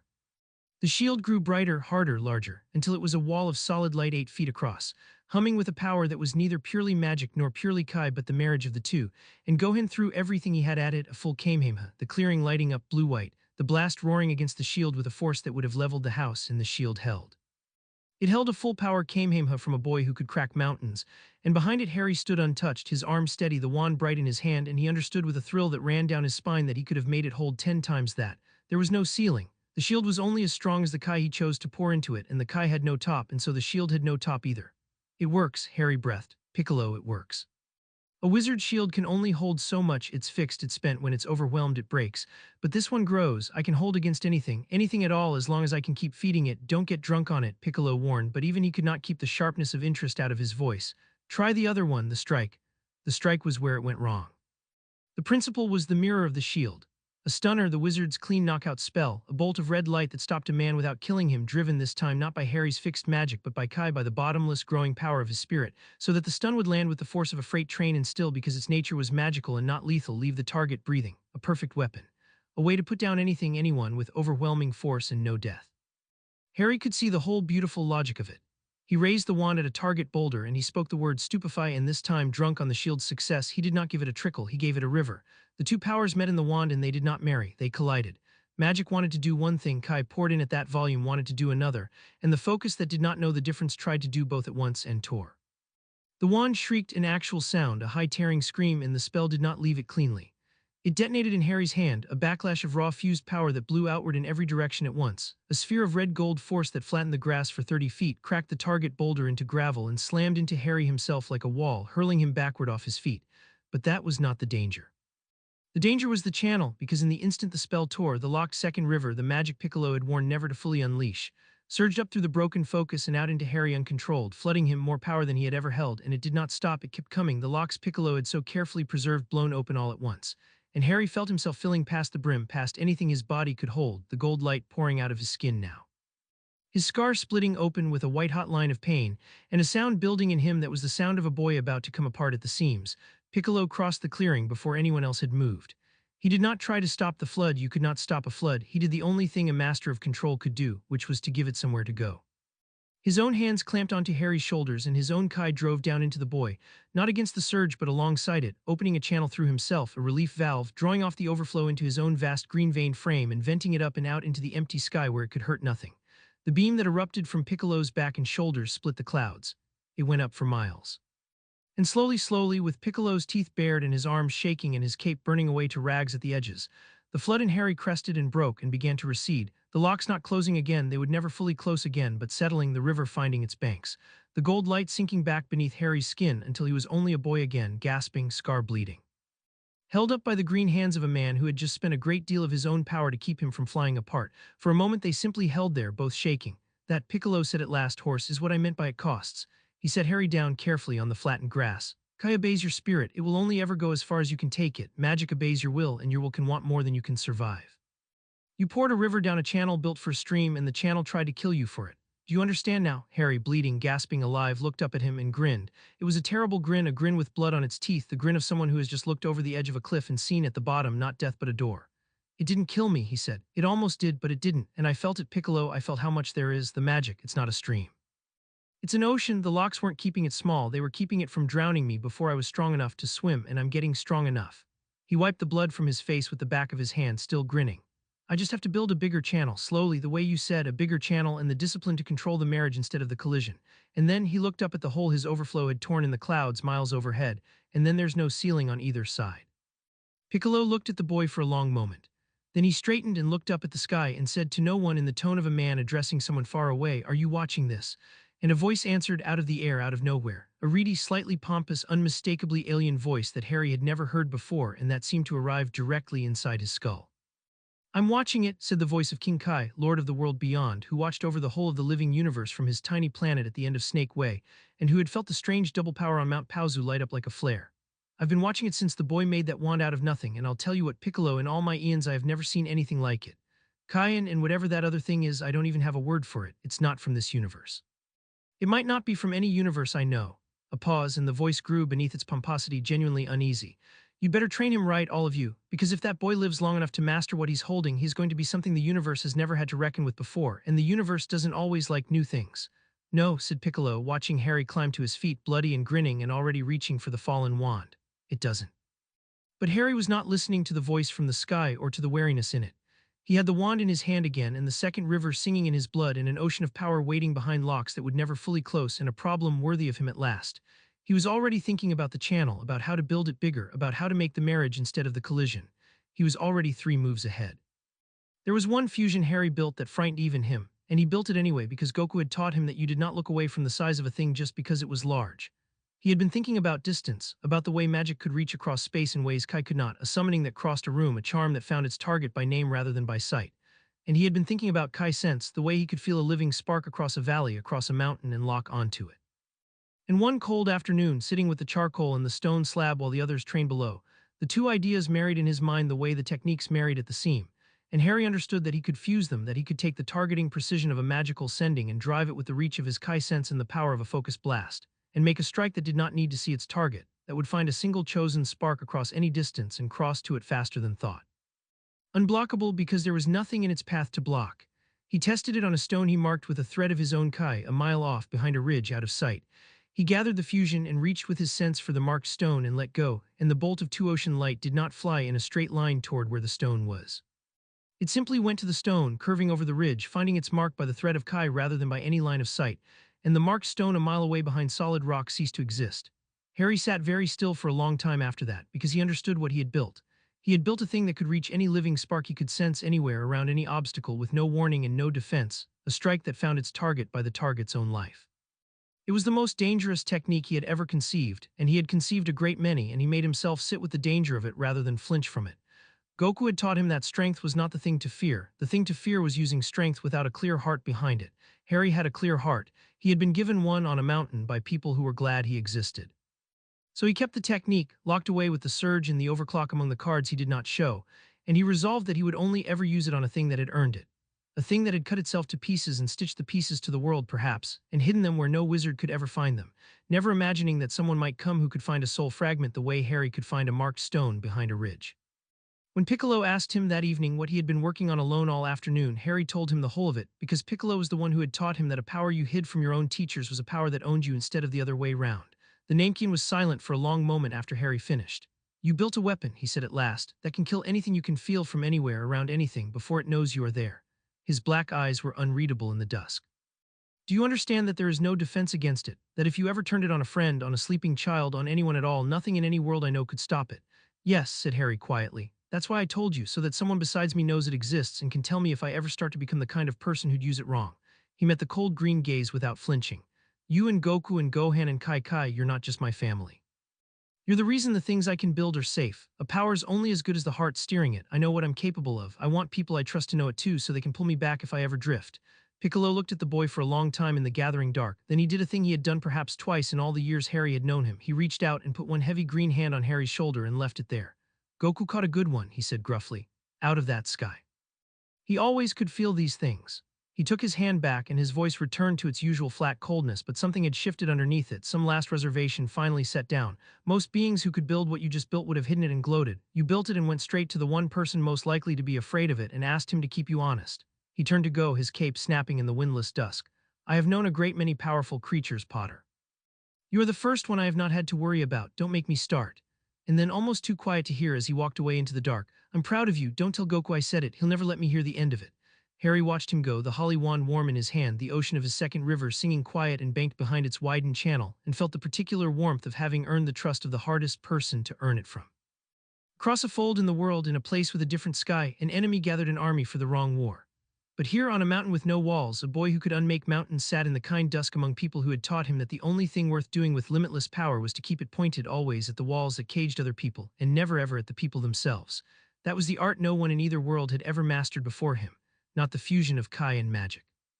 The fusion of limitless power and an unbreakable heart, and it was the one that would matter most in the end when he finally went home to finish his war. The danger, Harry came to understand, was never the power. It was the scene where the two powers met. Kai was honest. It came up out of his spirit clean and obedient, and it would never do more than he had the strength to ask of it. Magic was hungry. It answered his will, and his will, Piccolo had warned him, could want things his body could not survive, and at the seam between them, where the bottomless growing Kai met the hungry shaping magic, was where a careless instant could tear a boy apart. So Harry learned to live at the seam. He learned to feel the exact moment when a marriage began to strain toward a collision, the way a sailor feels whether change in his joints, and he learned to read it earlier and earlier until reading the seam became as natural to him as breathing. It was during one of these experiments, a fusion of a disarming charm with a focused kai pull, meant to rip a weapon from an enemy's hand across a battlefield, that the seam taught Harry its deepest lesson. He had the geometry right, the shapes married cleanly. The technique worked, a thrown spear leaping out of a dummy's grip and across 40 feet into Harry's waiting hand. But on the third repetition, tired, he let his focus slip a hair and the marriage strained, and the hungry magic reached past what he'd asked and grabbed not the spear but the dummy itself. And not just the dummy but the rock it stood on, a half-ton of stone wrenched off the ground and hurled at Harry's own chest faster than thought. He did not have time to raise a shield. He did not have time to think at all. What he had was 3 years of the wall, the grown shield built so deep into his body that it no longer needed the wand or the word. His left hand came up on pure reflex, and the Kai-fused guard bloomed flat in the air in front of him, and the half-ton of stone struck it and shattered to gravel, and Harry stood unhurt in the rain of it, his heart slamming, and understood something that changed everything. He had cast without the wand, he had cast without the word. The fusion had become reflex, become muscle, become so deeply his that it answered faster than the focus could shape it, wandless, wordless instant. Did you see that? He said, lowering his hand, staring at it. Piccolo, I didn't use the wand. I saw it. Piccolo crossed to him, and for once the wariness in his face was entirely overtaken by something fiercer, the recognition of a master watching a student outgrow the last thing he had to teach.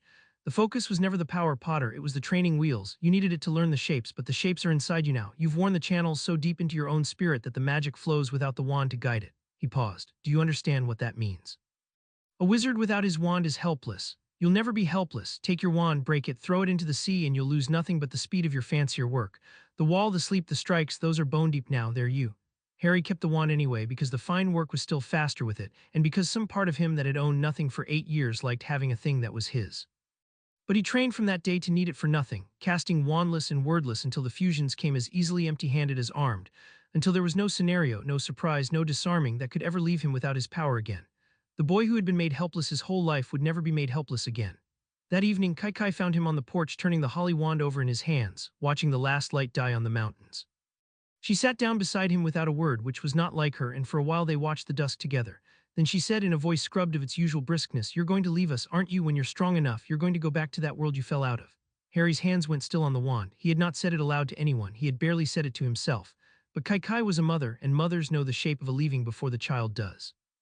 "There's something there," he said quietly. "I can feel it sometimes, at night, like a cold thread tied to my chest, pulling, something that hurt me before I came here, something that's still hurting people, people like I was."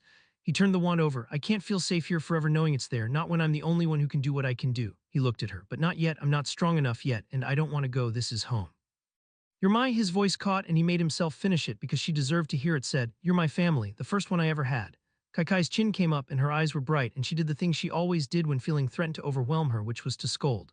"Well," she said fiercely, "when you do go, you'll go strong and you'll go fed and you'll come back and visit, or I will personally find a way through that rift and drag you home by your ear. Do you understand me, Harry Potter?"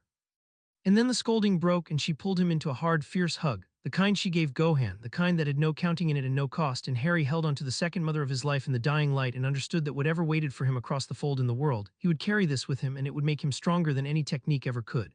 Because that was the secret Goku had taught him without ever saying it. You got strong so you'd have something to share. And Harry had a great deal now to protect. What followed was the most disciplined period of Harry's life, and he chose every minute of it himself. He built the channel the way you build anything that has to hold an ocean, slowly and from the inside out. Mornings were still Kai, the runs, the gravity chamber, the sparring that kept his spirit growing and his body hard. But the afternoons became something new, something that belonged to the tactical mind Privet Drive had forged and Mount Paozu had finally given a worthy use. Harry sat in the high clearing with the holly wand and a stick of charcoal and a flat slab of stone, and he mapped his two worlds onto each other like a man drawing the first chart of an unknown coast. Every spell he came to understand had a shape, a particular way it wanted the magic to move, a geometry written into the incantation and the wand motion that channeled raw will into a specific effect. And every Kai technique had a shape too, the gathering of a blast, the flat plane of a guard, the focus point of a piercing strike. The insight that had nearly killed him, the insight he now intended to master, was that these shapes could be laid one over the other. A shield charm's geometry was nearly identical to a Kai guard's, that was why the marriage had worked. A stunner's geometry fought a Kai blast, that was why it had torn.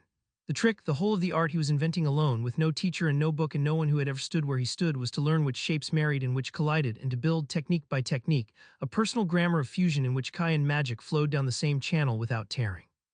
He filled the stone slab with charcoal diagrams and wiped it clean and filled it again.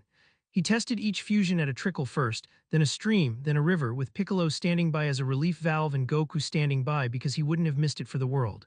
Some fusions failed, some backlashed. Harry learned the precise feel of a marriage about to become a collision and learned to pull the Kai back a half instant before the tear, and then learned to widen the channel so the tear point came later and later and later still. And one by one the techniques came. The shield that grew without limit that he could pour his whole bottomless spirit into, he named it nothing, because he was not a boy who needed to name things, but Goku called it the wall and the name stuck. A strike that drove a stun deeper than any wizard's, fused now without tearing, that could drop a charging ogre and leave it snoring, the sleep Gohan called it, and that stuck too. Flight fused with a disillusionment charm so that Harry could streak across the sky not just fast but unseen, a ripple in the air, a heat shimmer there and gone. A summoning charm driven by Kai so that he could call a thrown weapon back to his hand at the speed of a returning blast. A severing charm fused with the focus point of a piercing technique that could open a clean line through stone, through steel, through anything in the world that needed opening. Each one was a marriage no one had ever made. Each one took weeks. Harry built them anyway, with the patience he had learned from a green man on a mountain and the joy he had learned from an orange-clad warrior who treated every new technique like the best birthday anyone had ever had. In the channel inside him, the relief valve Piccolo had carved in panic, widened on purpose now, season by season, until the ocean of magic that had nearly drowned him became simply the sea he sailed, vast in his, with banks strong enough to hold it. Far away, in a place with a different sky, a different patience was rewarded. The fragment had been drifting for years, a single mote of the Bellbright power that had torn the world open in a cupboard under the stairs in Surrey, a scrap of the rift's residue, too fine for Dumbledore's questing senses to catch as it sifted down through the cracks of the magical world. It came to rest at last in the worst possible place, snagged on the edge of the thread that bound the scattered thing called Voldemort to the boy who had vanished. And the Dark Lord, who had bent one filament of his attention on that thread for years, felt the fragment arrive the way a spider feels a fly. He drew it in. He studied it with the cold, patient hunger that was the only thing left whole in him. And in the structure of that single mode of impossible power, the broken thing that had been a man read a story it did not like at all. It read the signature of a door between worlds. It read, woven through it, the unmistakable taste of the boy Harry Potter, the prophesied child, the only one with the power to end him, but changed, grown, threaded now with a second power the Dark Lord had no name for and no defense against, a power that was not magic and answered to none of magic's laws. And it read in the fading echo of the fragment the direction. Not a place he could reach, not yet, but a heading. A door somewhere that opened onto a different sky, and behind that door, growing stronger with every season, the one being in all the worlds who had been promised the power to destroy him. For the first time in a very long time, Lord Voldemort was afraid in a way that moved him to act. He had been content until now to gather himself slowly, to wait for a perfect restoration. He abandoned that patience. He drove his servants harder. He hunted for any magic, any rite, any forbidden lore that might let him force a door between worlds open from this side, to reach the boy before the boy could finish growing, to cross over and crush the prophecy in its cradle on ground of his own choosing.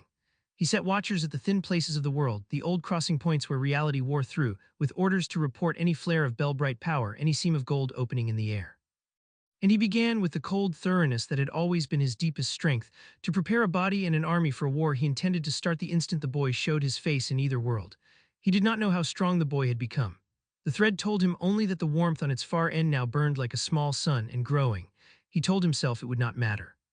He told himself that no power, however strange, could stand against the things he had done to himself to escape death, against the Horcruxes that anchored him to life, against a century of dark mastery. He told himself the boy was still in the end a boy. He was wrong on every count, but he had years yet to be wrong in, and he spent them well, and when Harry Potter finally came home, the Dark Lord was ready for a war. He was simply ready for the wrong one. On the day Harry split the mountain, even Goku went quiet. It was the culmination of everything, the channel built wide, the grammar of fusion mapped and mastered, the ocean of magic married at last to the bottomless growing power of his Kai. Harry had spent 3 years inventing an art that no one in either of his worlds had ever conceived, and on a clear cold morning in the high country above the house with Goku and Gohan and Piccolo gathered to watch, he decided to find out what the marriage could do at full pour. He chose the mountain because it was empty and far and would hurt nothing but stone. It stood across the valley, a gray horn of rock a mile off and half a mile high, older than anything Harry had a name for. He planted his feet. He raised the holly wand in both hands, the way Goku had once taught him to cup a Kamehameha, and he reached down into the deep gold of his spirit and pulled it up, more than he had ever gathered, and at the same time he reached into the ocean of the second river and opened the wide, strong channel he had spent 3 years building and let the magic flow down to meet the Kai, and this time, for the first time at full volume, the two did not collide. They married. The light that gathered at the tip of the wand was a color that did not have a name, gold and white, and a deeper shimmer threaded through it. The color of two oceans meeting, and it built, and built beyond a Kamehameha, beyond anything Harry had ever held, the air around him screaming, the grass flattening for 100 feet, his own feet sinking into the rock beneath him from the weight of the power he was holding. The incantation he spoke was not a wizard's word and not a warrior's shout, but something he had made himself, the first true word of the language he alone could speak, and on the word he let it go. The beam that left the wand was a river of two ocean light 100 feet across. It crossed the valley in less than a heartbeat. It struck the gray horn of the ancient mountain, and the mountain that had stood since before there were people to name it, came apart, not cracked, not cratered. Came apart top to root, a half-mile of solid stone simply ceasing to be a mountain, blown to a glowing dust that hung in the morning air and then drifted slowly, like the world's largest sigh, down into the valley where the mountain had been. The shockwave reached them a moment later and knocked Gohan flat and made even Goku plant his feet, and the sound rolled around the bowl of the mountains and came back again and finally faded into a ringing silence in which a thin column of glowing dust hung where a mountain had stood that morning and would never stand again. Harry lowered the wand. His arms were steady. He was not even out of breath. For a long moment no one spoke. Then Goku said very quietly, with a kind of hushed wonder Harry had never heard from him before because Goku had seen power that could destroy planets, had wielded it himself, And yet here was something genuinely, completely new, Goku said. Whoa. And then he started laughing, the big head-back, delighted laugh that had reached into Harry on the first day and never let go, and he crossed the flattened clearing and seized Harry and lifted him clean off his feet, the way he had on the day Harry landed his first clean hit on Gohan, and he spun him around in the settling dust of a vanished mountain and said, between whoops of laughter, "Nobody's ever done that. Nobody in the whole universe has ever done what you just did. I and Magic together, full power, Harry, you made a brand new thing, you made a thing that's only yours." Piccolo, picking himself up, looked at the column of dust and then at the boy laughing in Goku's arms and said in the flat hard voice he used for the truest things, "He's stronger than any wizard who has ever lived, and he isn't finished." "No," agreed Goku, setting Harry down, gripping his shoulders, grinning into his face with that fierce bright joy. "He isn't finished, he's barely started." He looked at Harry, and for just a moment the grin gentled into something that was pride and love and the simple wonder of having caught the right boy out of the sky on the right morning. "You ready to find out how much further it goes? Because I think it goes a lot further. I think you're about to leave the rest of us behind." Harry looked across the valley at the place where a mountain had stood that morning. He thought about the boy in the cupboard, 4 feet long, who had measured his whole world with his body. He thought about how far there was still to go because there was always further, that was the best news there was, and he thought about the second river, the ocean, the marriage no one had ever made, and the locks that would never fully close again. "Yeah," he said, and the grin he gave Goku had no blood on its teeth this time, only joy and a hunger that matched the warrior's own. Let's find out. Chapter 3 and Chapter 4. Beyond limits, the wall Harry could not break was inside himself, and he found it in the gravity chamber at a pull of 50 times the Earth's. He had climbed there step by patient step over the years, double, then triple, then 10, then 20, each new weight crushing him to his knees at first, and then becoming, in time, simply the air he trained in. Goku trained beside him still, though the orange-clad warrior had begun lately to do less teaching and more watching. With an expression Harry was learning to read, the proud, hungry, slightly wistful look of a mentor who can feel his student approaching the edge of everything the mentor has to give. At 50 gravities, Harry hit a ceiling that would not move. It was not his body. His body had become a thing of iron and patience, and it could stand at 50, could move at 50, could even fight at 50 after the first brutal weeks. It was something past the body, a limit in the spirit itself, a place where the well of his Kai, however deep, simply ran dry against the load.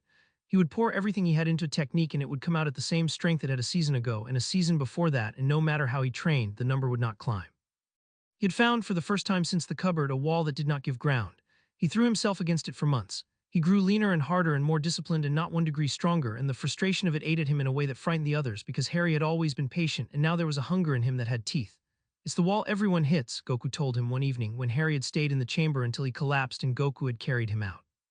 "I hit it," Gohan hit it. "There's a place where just training harder stops working, where you can't get over the wall by climbing. You have to," he frowned, hunting the words, which never came easy. "You have to get angry enough or scared enough or pushed hard enough that something in you breaks. And what's on the other side of the break is more than you ever had before. It's not a step up. It's a different kind of strong." His face went briefly to a memory that had no joy in it at all. "I broke through the first time watching my best friend die in front of me. I don't recommend it, but it's real. There's a door past the wall, Harry. It doesn't open from training. It opens from breaking." "Then push me," Harry said. "Push me until I break." Goku looked at him for a long time. "You sure?" "I'm sure." He was not sure what he was asking for. None of them were, because none of them had ever trained a boy who carried an ocean of magic behind a door that would never fully close. But Goku, who loved him, and who knew that a warrior denied the next step would wither, agreed, and the next morning, in the gravity chamber set to a weight that made even Goku's jaw tighten, the strongest man in the universe stopped going easy on the boy he had caught out of the sky. It was not sparring. Sparring had stakes you set yourself. This was Goku coming at him at a fraction of his true power, but with no mercy in it. Fast and relentless and overwhelming, driving Harry back across the chamber, knocking him down and not waiting for him to rise, demanding more than Harry had and more than that and more, hour after hour after hour, until Harry's techniques were failing, until the wall cracked under Goku's fists, until the boy was bleeding and gasping on the floor of a room that weighed 50 worlds and there was nothing left in the well. "Nothing, the bottom scraped dry. Get up," said Goku, standing over him, and his voice had gone to something Harry had never heard from him, hard and cold and absolutely without the warmth that had defined every day since the first. "Is that all? Is that everything? After all these years, this is where it stops?" He was goading, and Harry knew he was goading, and it worked anyway because under the goad was a terrible question Harry had carried his whole life. Was he in the end just the small disappointing thing they'd always told him he was? "Get up, Harry, or stay down." The boy in the cupboard would stay down. "Is that who you are?" Something happened in Harry's chest. It was not anger exactly, though there was anger in it. It was not fear, though there was fear.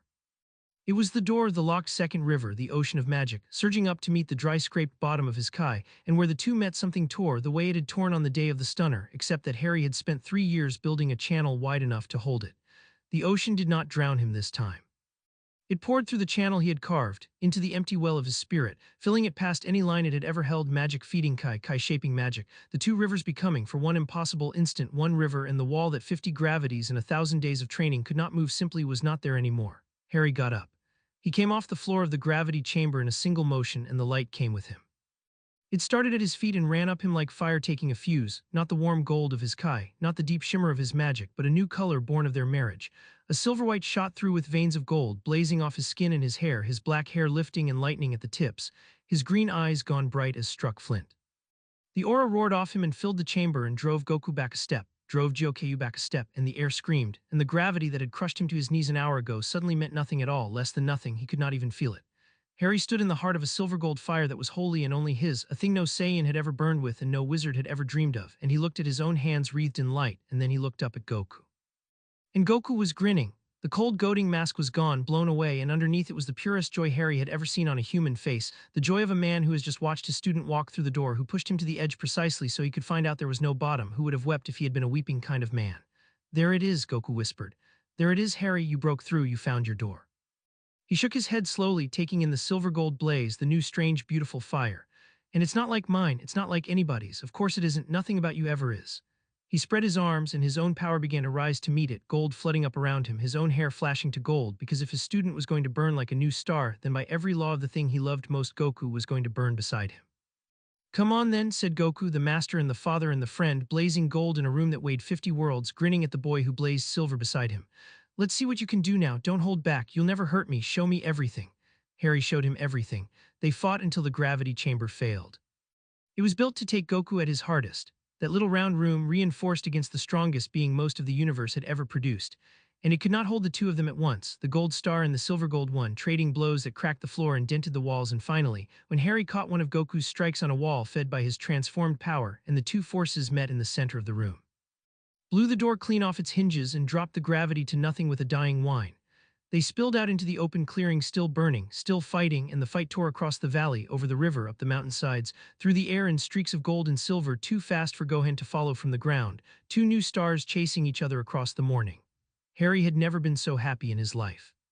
That was the thing no one had told him about the door, that on the other side of breaking was not just power but joy, the clean ringing joy of moving at the speed of your own spirit, of meeting the strongest being in the universe blow for blow and watching him grin wider with every exchange. Goku was still beyond him. Harry understood that even as they fought, could feel the vast, unhurried depths the man had not touched, the way you feel the cold mass of the sea under a small, bright surf. But for the first time, Harry was not a student being measured. He was a fighter being met. And when his silver-gold fist finally cracked against Goku's golden guard hard enough to drive the man back through the air and into the side of a mountain, hard enough that Goku came out of the rockfall laughing and bleeding from a split lip, Harry knew he had become something that the boy in the cupboard could never have imagined existed, let alone been. He pushed too far in the end. That was the danger of the door and the lesson of the day. The transformation burned. The silver-gold fire fed on him as it fed him, and a new fighter did not yet know his own limits inside it, and Harry held the surge too long, poured too much down the marriage of his two rivers, and felt too late the seam begin to tear in a way no widened channel could hold, the magic and the Kai pulling apart inside a body that had asked more of itself than even the door could give. The fire guttered. Harry dropped out of the sky. Goku caught him before he hit the ground, caught him the way he had on the first day, out of the air, gentle, certain, and the silver-gold fire was gone, and Harry was just a boy again, gray-faced, his nose bleeding, his heart staggering, the channels in him scorched raw from holding more than they were built to hold. "Too much," Goku said, all the play gone out of his voice now, only the father left. "You held it too long, it's okay, first time everybody does." Gohan the beans, Gohan was already there, pressing something into Harry's mouth. A single small green bean from a pouch Goku was never without. Harry chewed it on reflex, hardly conscious, and the senzu bean did what senzu beans did, flooded him with a green clean healing that knit the scorched channels and steadied the staggering heart and filled the scrape-dry well. And within 3 breaths Harry sat up in the grass entirely whole, blinking, the gray gone out of his face, the blood the only sign anything had happened at all. "Whoa," he said, which made Goku laugh, because it was the first thing Goku had ever said to him. "Yeah," said Goku, gripping his shoulder, relief and pride warring openly on his face. "Whoa, you found the door and then you found the edge of it all in one morning, that's a lot for one day." He helped Harry to his feet.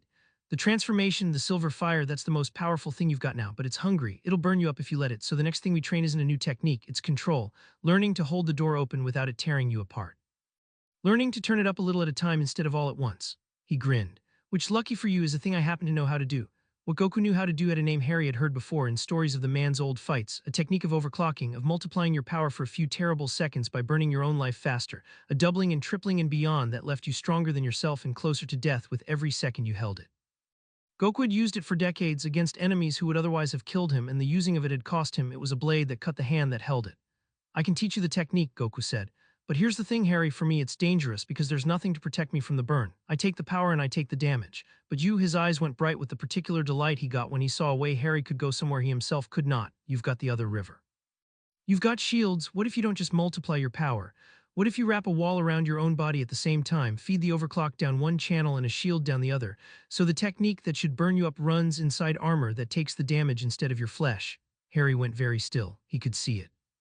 The whole architecture of it bloomed in his mind the way the fusions always did. 3 moves ahead, the overclock multiplying his Kai, the magic of a turned inward shield wrapping his own body and bones and channels in protective force, so that the price the technique demanded was paid by magic he could regrow instead of life he could not. An overclock with no downside. A doubling, a tripling, a tenfold surge that didn't cost him a single second of his life because the cost was shunted into a shield that mended itself the moment he let it fall. No one's ever been able to do that, Harry said slowly. Because no one's ever had both, the overclock and the shield. You'd need to be you, said Goku, grinning. Which, lucky for the universe, somebody is. Come on, let's break it until it works. They broke it until it worked. It took the rest of the season, and it nearly killed him twice more. The overclock and the inward shield were both hungry, and married them was the hardest fusion Harry had ever attempted, the seam between them sharper and meaner than anything he'd faced. But Harry had learned to live at the seam, and he had a teacher who had walked this exact road from the other side, and slowly, painfully, the technique came together. By the end he could layer it, drop into the silver-gold surge, then wrap his own body in a turned inward wall, then overclock the whole blazing edifice, a multiplication on top of a transformation behind armor that mended itself, and stand inside the storm of it entirely unharmed, a fighter wearing his own destruction like a coat. The power it gave him was obscene. Goku, who had spent a lifetime measuring power, stopped trying to put a number on it. You understand what you've built, Piccolo said one evening, watching Harry stand wreathed in silver-gold fire and self-mending armor come at the heart of a power that should have killed him 10 times over. It was not a question. Every fighter pays for power with risk. The stronger the technique, the more it costs to use it. That's the law. It's the only law that's never been broken in all the worlds I know. He looked at the boy in the fire. You broke it. You found a way to take the power without paying the cost. There's no ceiling on you now, Potter, not your body, not your spirit, not your life. You can keep climbing until there's nothing left above you. The Namekian's black eyes were unreadable. I don't know whether to be proud or afraid. Both, said Harry, letting the fire fall, standing whole and easy in the dusk. Goku says it's usually both. Piccolo almost smiled. Goku, he said, is right more often than he has any right to be. Gohan was the first to spar him in the new fire, and it was Gohan who gave the transformation its truest test. His friend had grown into a formidable fighter in his own right, scholar and warrior both, and when Harry asked him for a real bout, no holding back, the silver-gold surge against everything Gohan had, Gohan grinned the grin that meant he'd been hoping to be asked, and they went up to the high plateau and let the mountains have the thunder of it. It was the best fight of Harry's life to that point, better even than fighting Goku, because Gohan met him not as a master measuring a student but as a brother meeting a brother, 2 young men who had grown up swinging at each other across a clearing now, swinging at the edge of everything they were, fast and joyful and bright, silver fire against the gold of Gohan's own awakened power, the 2 of them carving the sky into ribbons. Harry won in the end. The surge gave him a ceiling Gohan could not reach, but it was close enough that when they dropped, laughing into the scorched grass, Gohan said between gasps, okay, you've definitely passed me. When did that happen? I was supposed to be the prodigy in this family. He said it with no envy at all, only the bright fond pride of an older brother whose little brother has grown taller than him, and Harry, lying in the grass beside his first friend, felt the particular happiness of being measured by someone who was glad to be surpassed. You were the prodigy, Harry said. You still are. You're the smartest person I've ever met, and you can crack a planet. I just had 2 rivers to your 1. That's not better, it's just more. He turned his head. You're the one who helped me understand how the fusion worked that first year. The geometry of it. I'd never have built any of it without you doing the maths on a stone slab with me until midnight. Gohan went a little pink, the way he always did when praised, and changed the subject to the technique itself because the workings of impossible things were the thing he loved as much as Harry did. Can I ask you something about the surge? When you're in it, what does it feel like? Dad says when he transforms it feels like rage with a handle on it. Calm rage, he calls it, but yours doesn't look like rage. Harry thought about it, watching the clouds reknit themselves overhead where the fight had torn them. It feels like the cupboard door opening, he said finally. You know the story, the first time anything ever happened, the magic, the gold, the door onto the sky. I was locked in the dark and full to bursting, and then the world just opened sideways into a direction I didn't have a name for, and I wasn't afraid, I was free. He spread his hand against the grass. That's what the surge feels like, not anger, release, like every wall I ever lived behind isn't there anymore all at once, like being 8 years old and falling out of one sky into a better one. He laughed softly. I think that's why mine looks different from your dad's. He breaks through on rage because he had to fight for everything. I break through on, I don't know, on the feeling of the cage not being real because someone caught me and showed me it never was. Gohan was quiet for a while, then he said with the simple warmth that ran under all his cleverness, I'm glad you fell out of your sky, Harry, I'm glad it was our valley you fell into. He grinned.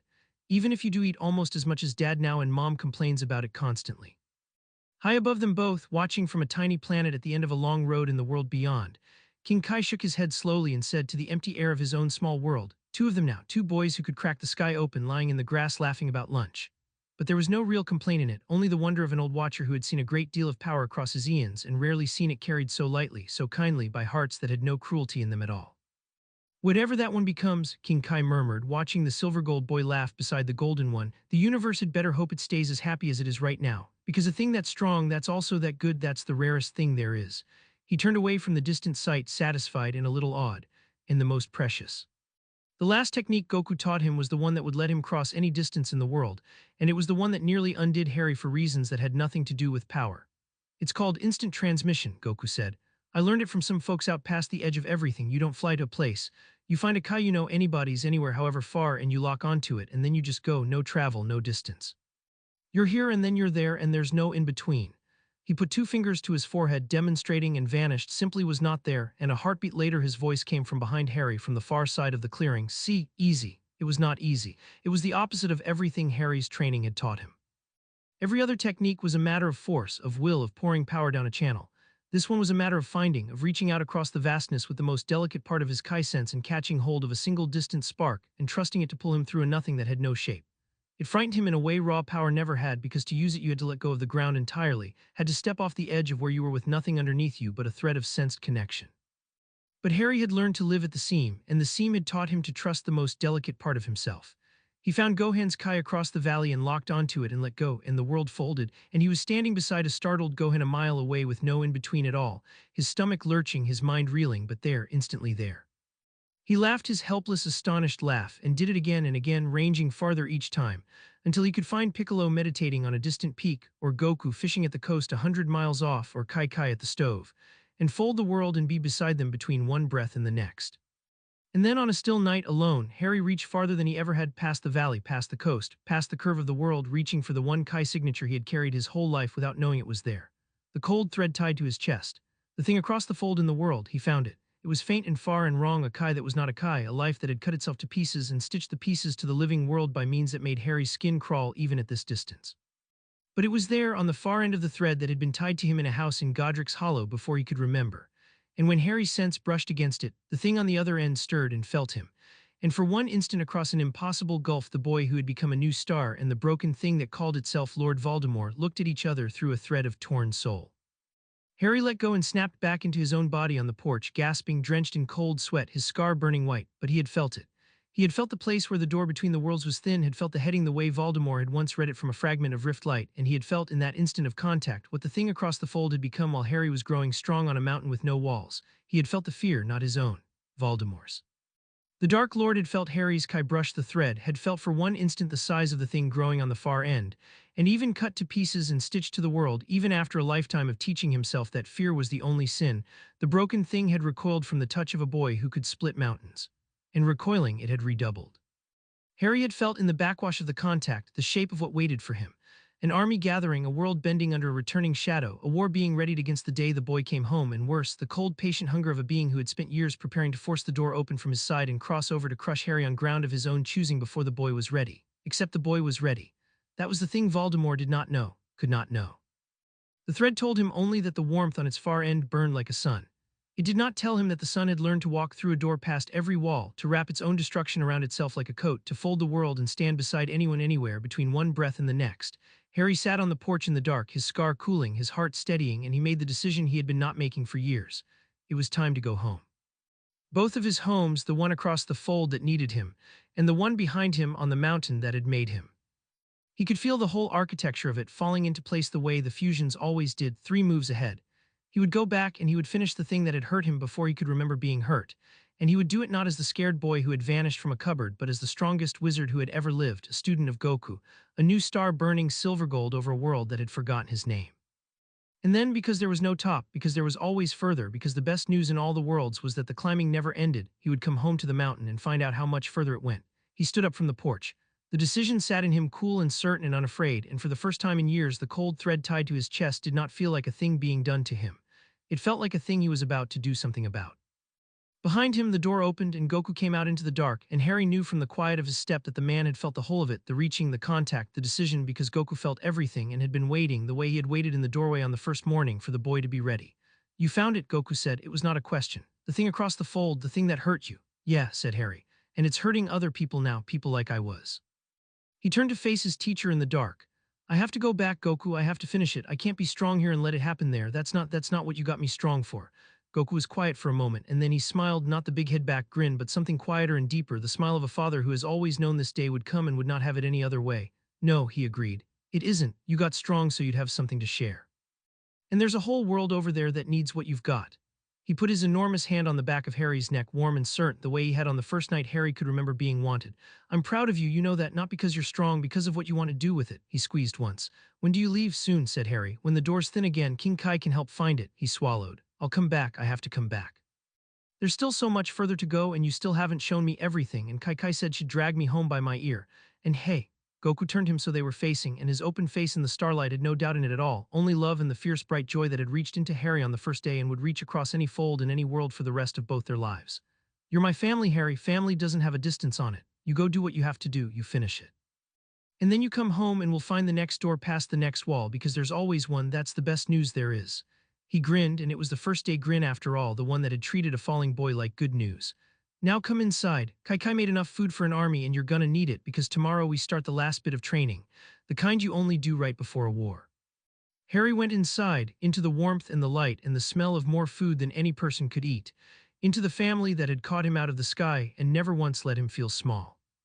And across a fold in the world, in a place with a different sky, the thing that called itself Lord Voldemort lay awake in the dark it had made of itself, nursing the fear it would not name, preparing an army for the wrong war, and could not know that the boy on the far end of the thread had just decided to come home.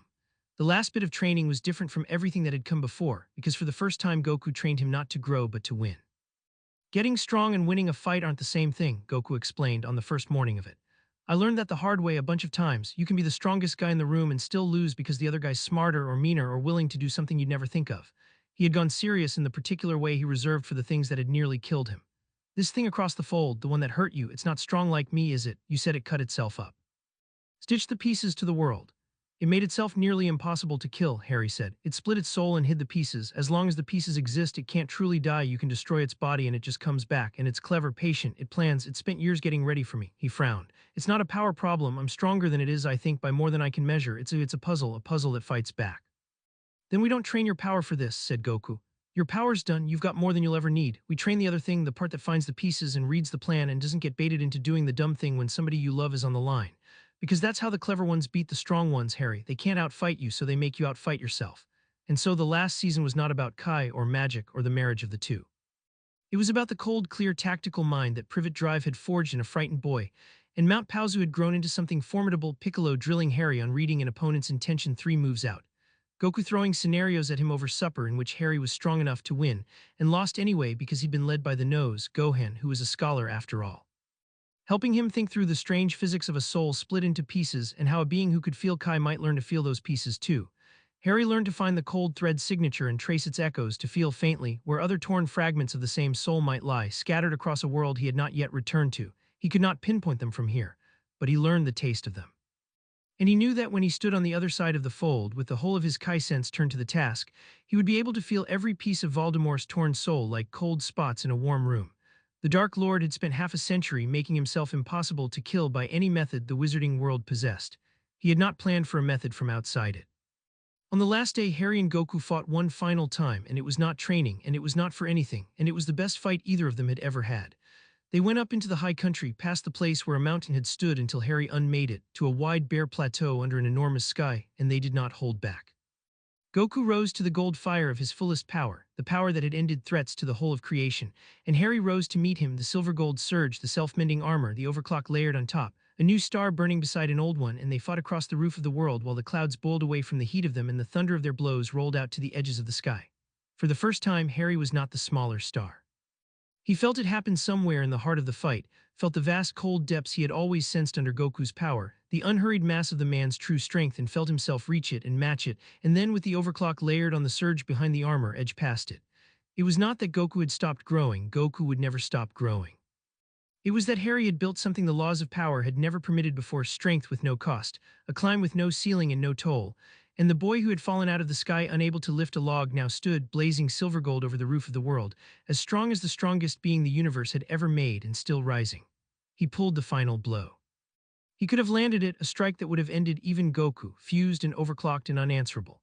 And at the last instant he opened his hand and turned it into an embrace instead, catching his teacher out of the air the way his teacher had once caught him, the two of them tumbling down out of the sky in a tangle of gold and silver fire and landing hard on the plateau, laughing, both of them, helpless and breathless and laughing, the master and the student, the father and the son.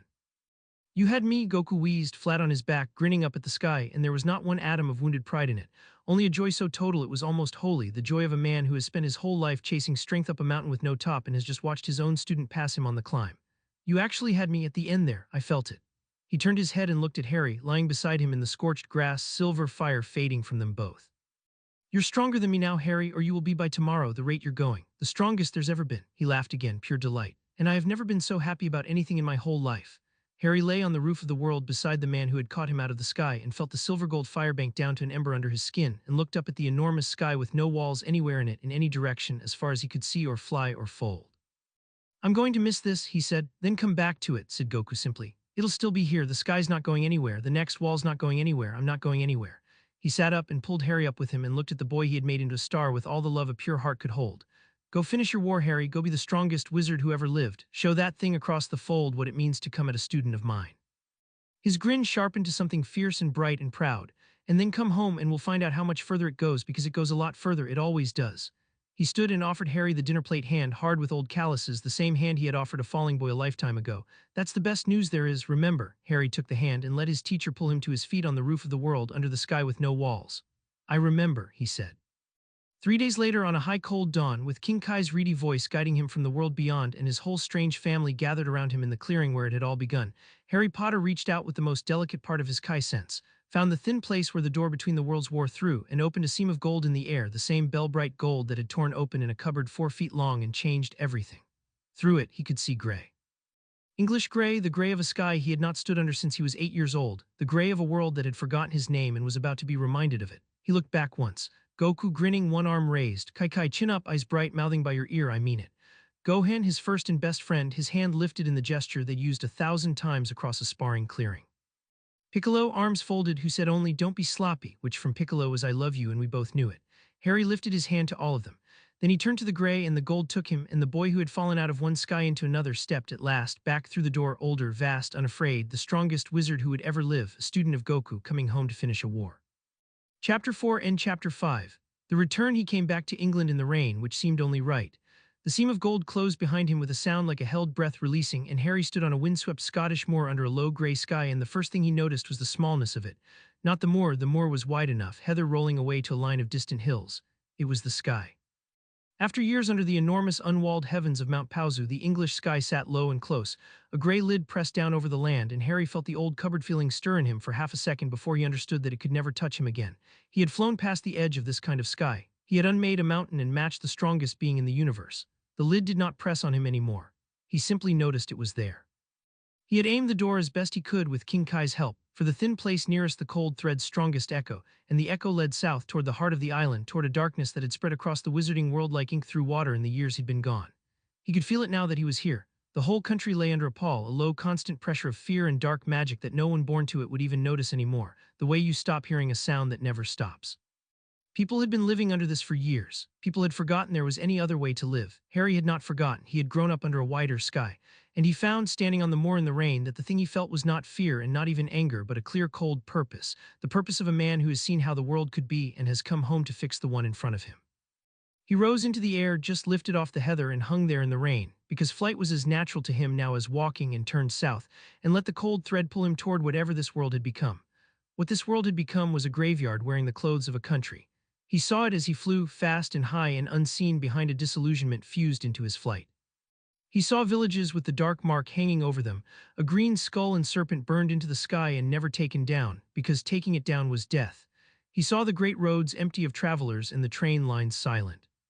He saw a column of figures in black masks walking a country lane with a line of bound prisoners stumbling before them, and his hands clenched, and it cost him something he had not expected to keep flying, to gather information before he acted, to be the cold tactical thing Goku had trained for a war rather than the hot reckless thing that would have dropped out of the sky and ended it then and there and learned nothing about the larger shape of the enemy. He marked the column. He marked the direction it traveled. He flew on.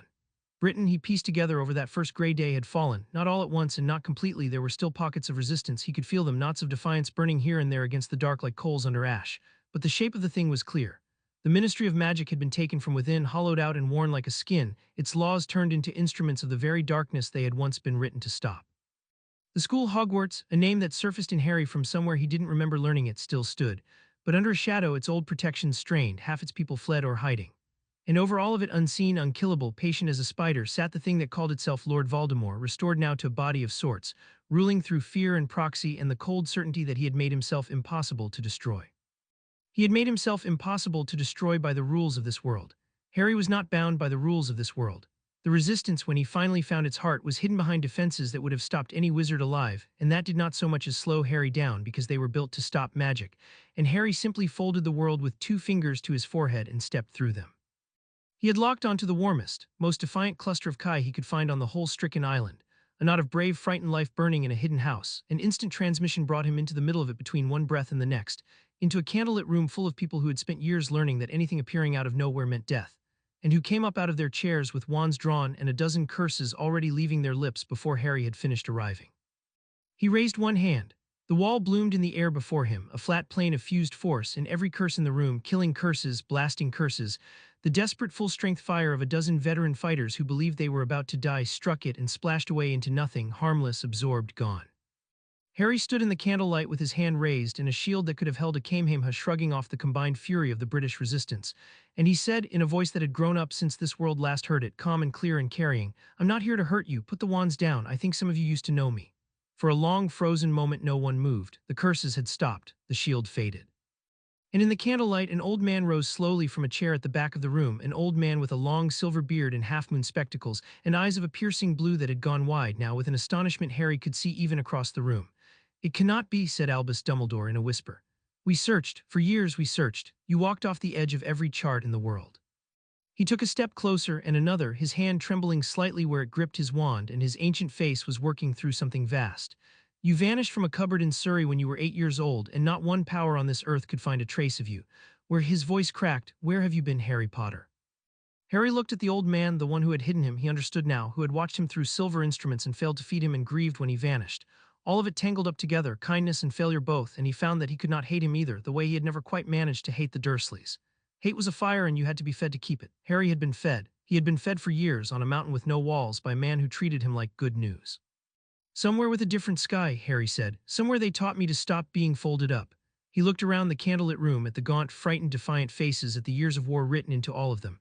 "And now I've come home, and I'm going to finish the thing you couldn't." It was a man with gray-streaked black hair and the gaunt, haunted handsomeness of someone who had been beautiful before grief got to him, who broke the silence, who pushed through the others and stood in front of Harry and stared at him with his whole heart in his eyes. "Harry," said Sirius Black, and his voice came apart on the word. You've got James's face, and Lily's eyes, you've got her eyes exactly." He reached out and stopped, his hand hanging in the air between them, afraid to touch in case Harry proved a ghost or a dream. "I'm your godfather. They put me in prison for something I didn't do, and by the time I got out you were already gone, you'd already vanished, and I never got to." He stopped, unable to finish. This gaunt, grieving man who had lost his best friends and then lost the last piece of them before he could even hold it. Something turned over in Harry's chest. He had a family on a mountain across the fold in the world. He had not expected to find a piece of one here in a candlelit room in a man with his father's grief in his face. "Then I'm glad I came back," Harry said, and he closed the distance and let his godfather seize him in an embrace that shook, and held the man while he came apart, because Harry knew exactly what it was to be given back something you'd written off as lost forever. There were others. A young woman with wild brown hair and a fierce, clever face who said her name was Hermione Granger, and that she had read everything ever written about his disappearance, and that none of it explained a single thing she was looking at right now.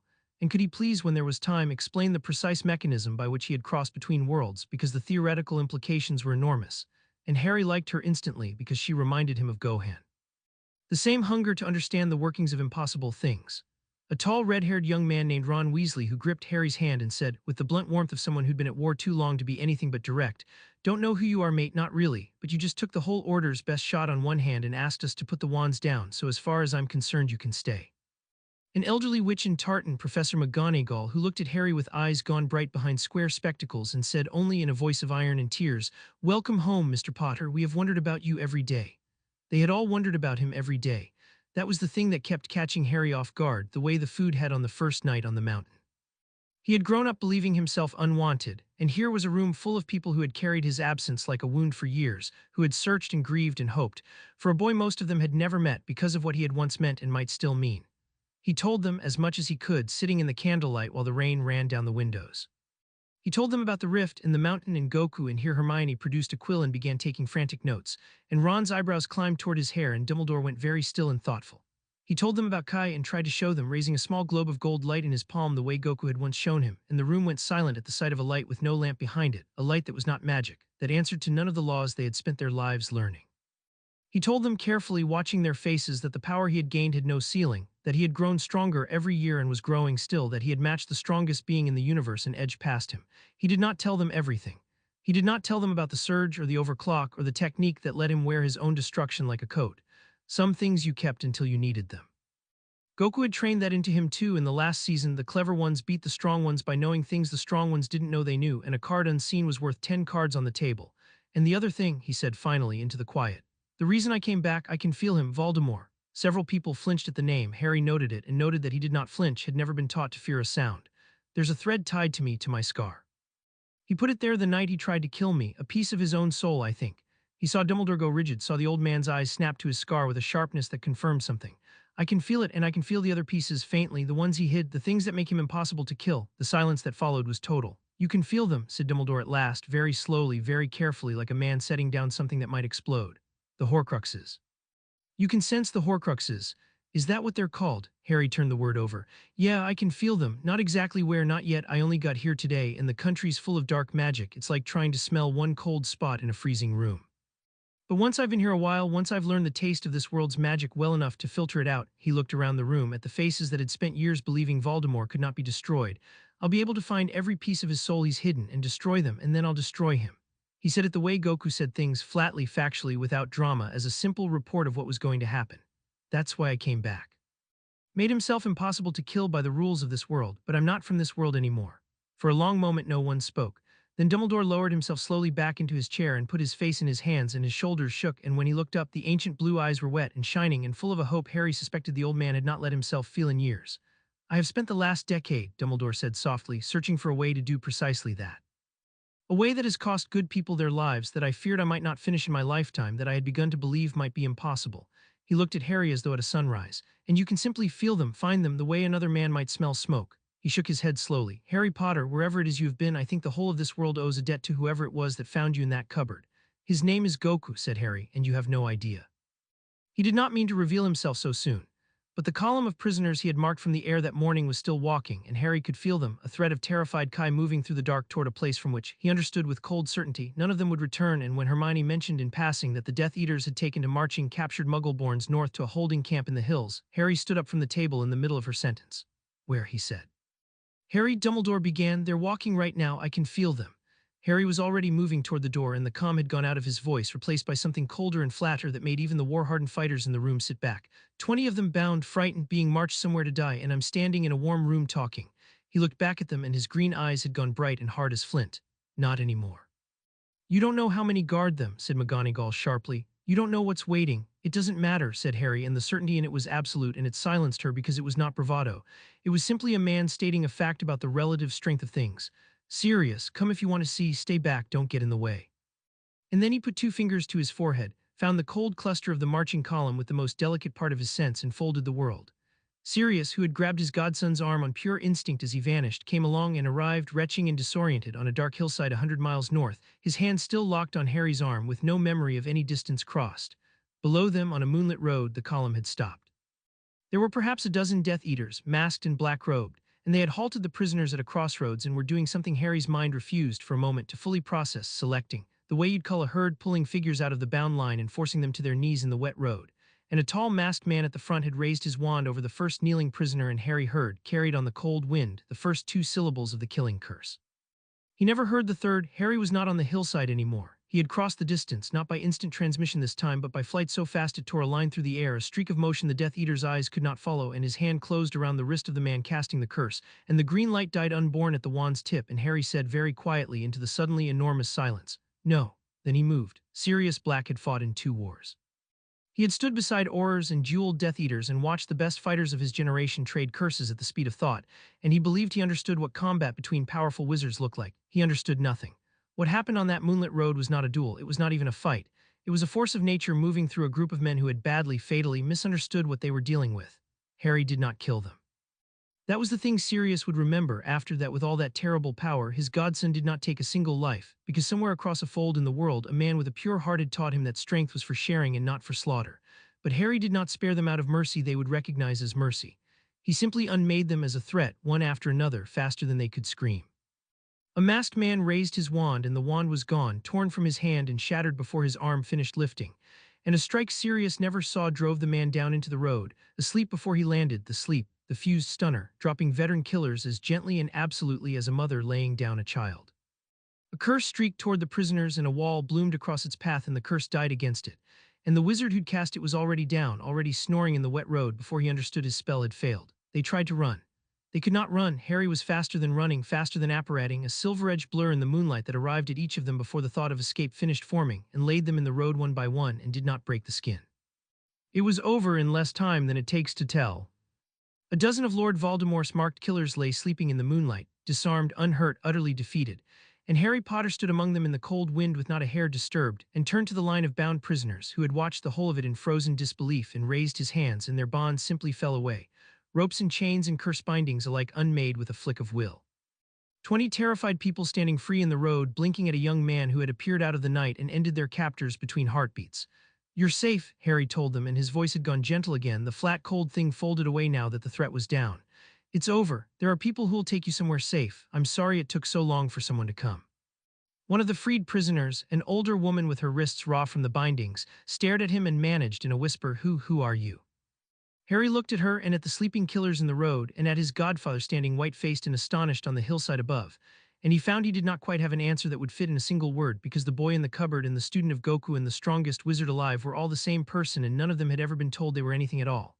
"Someone who grew up under a wider sky," he said finally. "Go home, tell people what you saw, tell them help came." When he rejoined Sirius on the hillside, his godfather was looking at him with something Harry had not seen on a single face on Mount Paozu in all his years there, and it took him a moment to recognize it, because no one in that family had ever once looked at him this way. It was fear, not fear of the Death Eaters, fear of him. "Harry," Sirius said quietly, "what did they make you over there? What did you become?" And Harry understood in that moment the loneliness that was the price of what he was, that he had come home to a world too small to hold the scale of what he had grown into, that even the people who loved him would look at him across a gulf now, the way you look at weather, at something vast and beautiful and not quite safe to stand next to. Goku had warned him in his blunt way on one of the last evenings. "People who can't do what you do are going to be scared of you sometimes, even the ones who love you. That's not your fault and it's not theirs. You just have to be gentle enough, often enough, that they remember you're still you under all that power." "I became something that can end this," Harry said gently. "That's all serious. I'm still me. I'm still your godson. I'm still James and Lily's boy with her eyes." He put a hand on the gaunt man's shoulder, careful of how he did it, careful to be gentle, because being gentle was a thing you did on purpose when you were strong enough to be otherwise. "I just stopped being someone the dark could hurt, and now I'm going to make sure it can't hurt anyone else either." Sirius looked at him for a long moment in the moonlight. And then slowly the fear in his face gave way to something else, to the fierce protective love of a man who had lost everything and been given one piece back, and he reached up and gripped Harry's hand on his shoulder hard. "Then God help Voldemort," said Sirius Black with the ghost of his old reckless grin, "because his student of Goku has come home." That first night while the house slept, Harry sat alone in the dark kitchen and taught himself to hear the pieces. It was the hardest kind of listening, and the one Goku had been worst at teaching and Piccolo best, the patient narrowing of the Kai sense down past the loud and the near to the faint and the far. The whole country roared with dark magic. It was like trying to pick out a single dripping tap in the middle of a storm. But Harry had learned to find a marble of light in the dark of himself when he was 8, and to find the most delicate part of his sense and trust it off the edge of the world, and he had patience the way a mountain has patience. So he sat and breathed and narrowed and listened, and one by one beneath the storm he began to feel them, cold spots in the warm dark. Places where the fabric of the living world had been torn and a fragment of a murdered soul stitched in, each one giving off the same wrongness he felt from the thread tied to his own scar, that not quite Kai, that life that had cut itself to pieces. There were several. He could not yet say where. The sense gave him direction more than distance, a pull rather than a map. But they were real and they were findable, and now that he had the taste of them, he would never lose it. There was one more cold spot, and it was the one that troubled him because it was very close. It was inside him. Harry had suspected it since Dumbledore's face had snapped to his scar in the candlelight. Now, listening in the dark, he knew it. The thread was not just a thread. A fragment of Voldemort's torn soul was lodged in him, and the old cursed scar had been there since the night his parents died. He was himself one of the pieces. Realization sat in him cold and strange, but it did not frighten him the way it would have frightened the boy in the cupboard, because Harry had spent years learning to live with two powers tangled together inside one body, learning to master the seam where things that should not coexist were made to. A fragment of a dark soul was just one more river to bank. And he understood, turning it over with the cold tactical part of his mind Goku had sharpened for exactly this. It could be dealt with. The others would teach him how. He had felt in the way the fragment sat in him that it was not fused to his spirit the way his Kai and magic were fused. It was a splinter, a foreign thing, lodged but not rooted. A splinter could be drawn. He set the problem aside to solve when the time came, with the calm of a man who had solved harder ones. "You're awake." Hermione stood in the kitchen doorway, a candle in her hand, her wild hair loose, her clever face still creased from a sleep the war had taught her to keep light. She sat down across from him without being asked, set the candle between them, and looked at him with the frank, hungry curiosity that had reminded him at once of Gohan. "You can really feel them," she said. It was half a question. "The Horcruxes. I've read everything that exists on soul magic, which isn't much, because it's the darkest branch there is and most of it was burned. No one's ever been able to detect them. Dumbledore had to deduce their existence from history and guesswork, like an astronomer finding a planet by the wobble it puts in a star." She leaned forward. "But you just feel them directly because they're not magical to your other sense. They're a kind of life and you can feel life." Something like that. Harry found he liked talking to her. She chased the workings of impossible things the way he did, the way his first friend across the fold did. Magic and Kai are different senses. The wizards who hunted these things were all listening on one channel, and the Horcruxes are quiet on that channel. They're hidden by the same magic that made them. But on the other channel, the Kai channel, they're loud, they scream.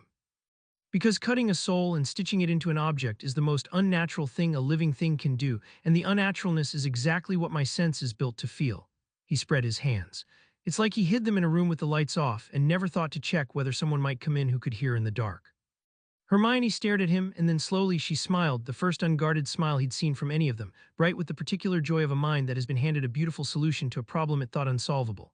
"That's it, isn't it?" she breathed. "That's the whole thing. He built his immortality to be perfect against everything in this world, and then a boy from outside this world walked back in with senses this world doesn't have." She laughed, soft and amazed.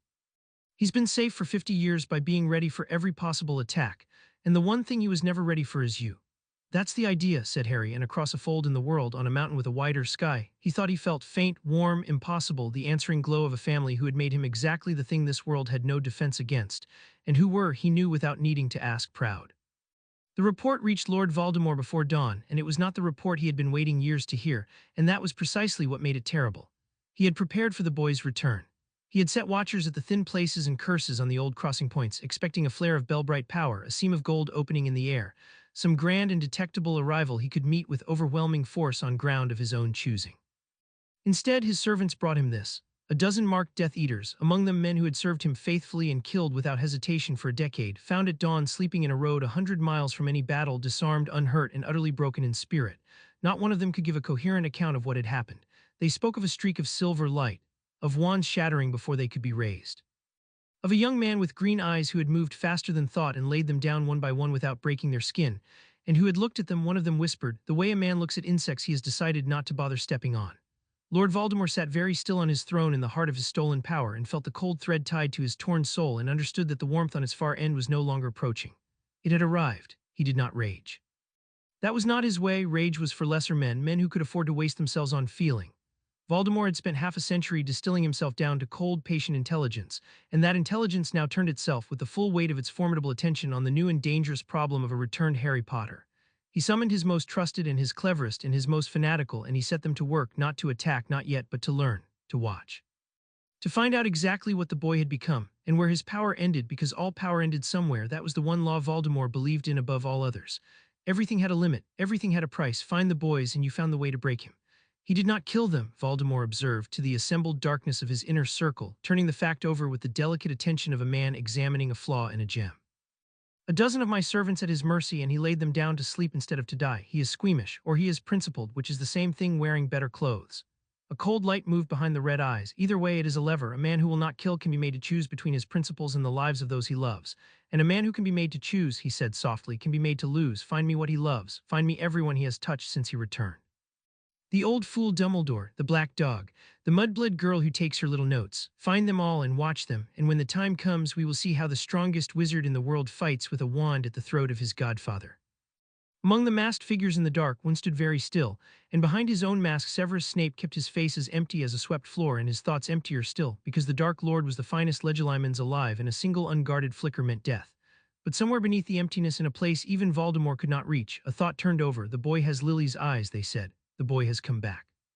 And for the first time in many cold years, in the buried heart of a double agent who had been waiting half his life for a reason to hope, something that was almost hope stirred, and was instantly ruthlessly hidden away beneath the swept floor of a master Clumens, to be examined only later, only alone, only where the dark could not see. Voldemort dismissed them to their work. And then he sat alone in the dark with the cold thread and reached along it, as he had reached 1,000 times across the years, expecting the familiar faint warmth of the far end. This time the far end reached back.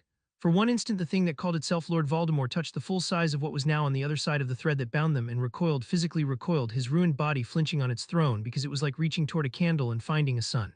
Vast, patient. Unafraid, and aware of him, aware of the thread, aware. Voldemort understood with a horror he would have killed any man for witnessing, aware of the pieces. The boy could feel the Horcruxes. The boy could feel the torn fragments of Voldemort's own soul scattered across the world, the secret architecture of his immortality, the thing no living person was supposed to even suspect. Lord Voldemort, who had not been afraid in 50 years, sat alone in the dark and was afraid, and began with the cold thoroughness that was the last whole thing in him to plan a war he was no longer certain he could win. In the hidden house, as the gray dawn came up over the moor, Harry set his terms. I won't hide, he told the Order, who had gathered around the long table to hear what the returned boy who lived intended. That's the first thing. He rules through fear, fear that nothing can stop him, fear that resistance is death. The whole shadow over this country is built on people believing he can't be beaten. So I'm going to beat his people openly in the daylight where everyone can see until the fear starts running the other way. He looked around the table at the gaunt, hopeful faces. I'm not asking you to fight beside me. You'd only be in the danger, and I can't protect you and fight at the same time. I'm asking you to do what you do best, protect the innocent, move people to safety, hold the coals burning, leave the Death Eaters to me. And Voldemort himself, Dumbledore asked quietly. Last, Harry's voice went cold and curt. I find the Horcruxes first, every piece of his soul. I destroy them one by one so that when I finally face him, he's mortal, so that when I end his body, he ends with it, instead of crawling back from some hidden anchor to do this all over again. He met the old man's eyes. You spent 10 years and good lives trying to find them. I'll find them in weeks because I can feel them, and there's nothing in this world fast enough to keep me from reaching them. And then I'll do the thing you've all been told is impossible. I'll make him mortal, and then I'll make him answer for every person like me he ever made afraid. The room was silent. And then Sirius, beside him, who had seen the moonlit road, said quietly, he means it. I watched him take a dozen of them apart without breaking a sweat or breaking the skin. I've never seen anything like it. I don't think anyone has. He looked at his godson with that fierce protective pride. If anyone alive can do what he just said, it's him. Harry stood then and crossed to the window and looked out at the gray English dawn over the moor, the low, close sky that had pressed the old cupboard feeling into him for half a second when he first arrived, before he remembered that he had flown past the edge of skies like this one. How small it all was. That was the thing he kept coming back to. This world that had terrified him as a child, this dark lord who had cast a shadow over a whole nation and ruled it through fear for a decade, from where Harry stood now, having matched the strongest being in the universe over the roof of the world, it was all so small. A frightened wizard who had cut his soul to pieces to escape a death that came for everyone. A cage built of fear, and fear was just a lie people told each other about what was possible, and Harry had grown up under a wider sky and knew exactly how big the world could really be. He had been afraid of this his whole childhood. He was not afraid of it now. He pitied it a little, even the small frightened thing across the thread, who had spent half a century making himself a monster to escape a fear that a man with a pure heart on a mountain could have simply taught him to set down. But pity was not mercy, and there were too many people like the boy in the cupboard, too many people kneeling in moonlit roads for Harry to let the small frightened thing go on hurting them. Get word out, he said, turning back to the room, and his voice carried the calm, absolute certainty that the strongest being in the universe had taught him to carry. Quietly to start, let people know the boy who lived has come home, and the dark is about to find out it isn't as big as it told everyone it was. Outside, over the moor, the gray dawn broke into the first thin light of a day that Lord Voldemort, for all his cleverness, for all his patience, for all his 50 years of careful, monstrous preparation, was not nearly as ready for as he believed. Chapter 5 and Chapter 6. The strongest wizard alive, the first Horcrux, took him 3 days to find and 3 seconds to destroy. He had let his sense settle and filter and narrow over those 3 days until the cold spots resolved from a vague pull into something he could follow, and the nearest of them led him to a vault deep beneath the dark heart of wizarding London, behind goblin-wrought defenses that had never been breached in 1,000 years. Harry did not breach them. He folded the world, locked onto the cold, screaming wrongness of the soul fragment. An instant transmission set him down inside a vault no thief had ever entered, beside a small golden cup that sang with the same knot life as the thread tied to his scar. He did not bother with the rituals the wizarding world believed necessary to destroy a Horcrux, the basilisk venom, the fiendfire, the cursed blades. Those were tools for a power that worked within the rules. Harry gathered a thread of his fused Kai magic into the tip of one finger, the severing technique married to a pulse of pure spirit, and touched the cup. And the soul fragment did not get the chance to scream its defense or possess its attacker or do any of the terrible things such fragments did when threatened. It simply ceased.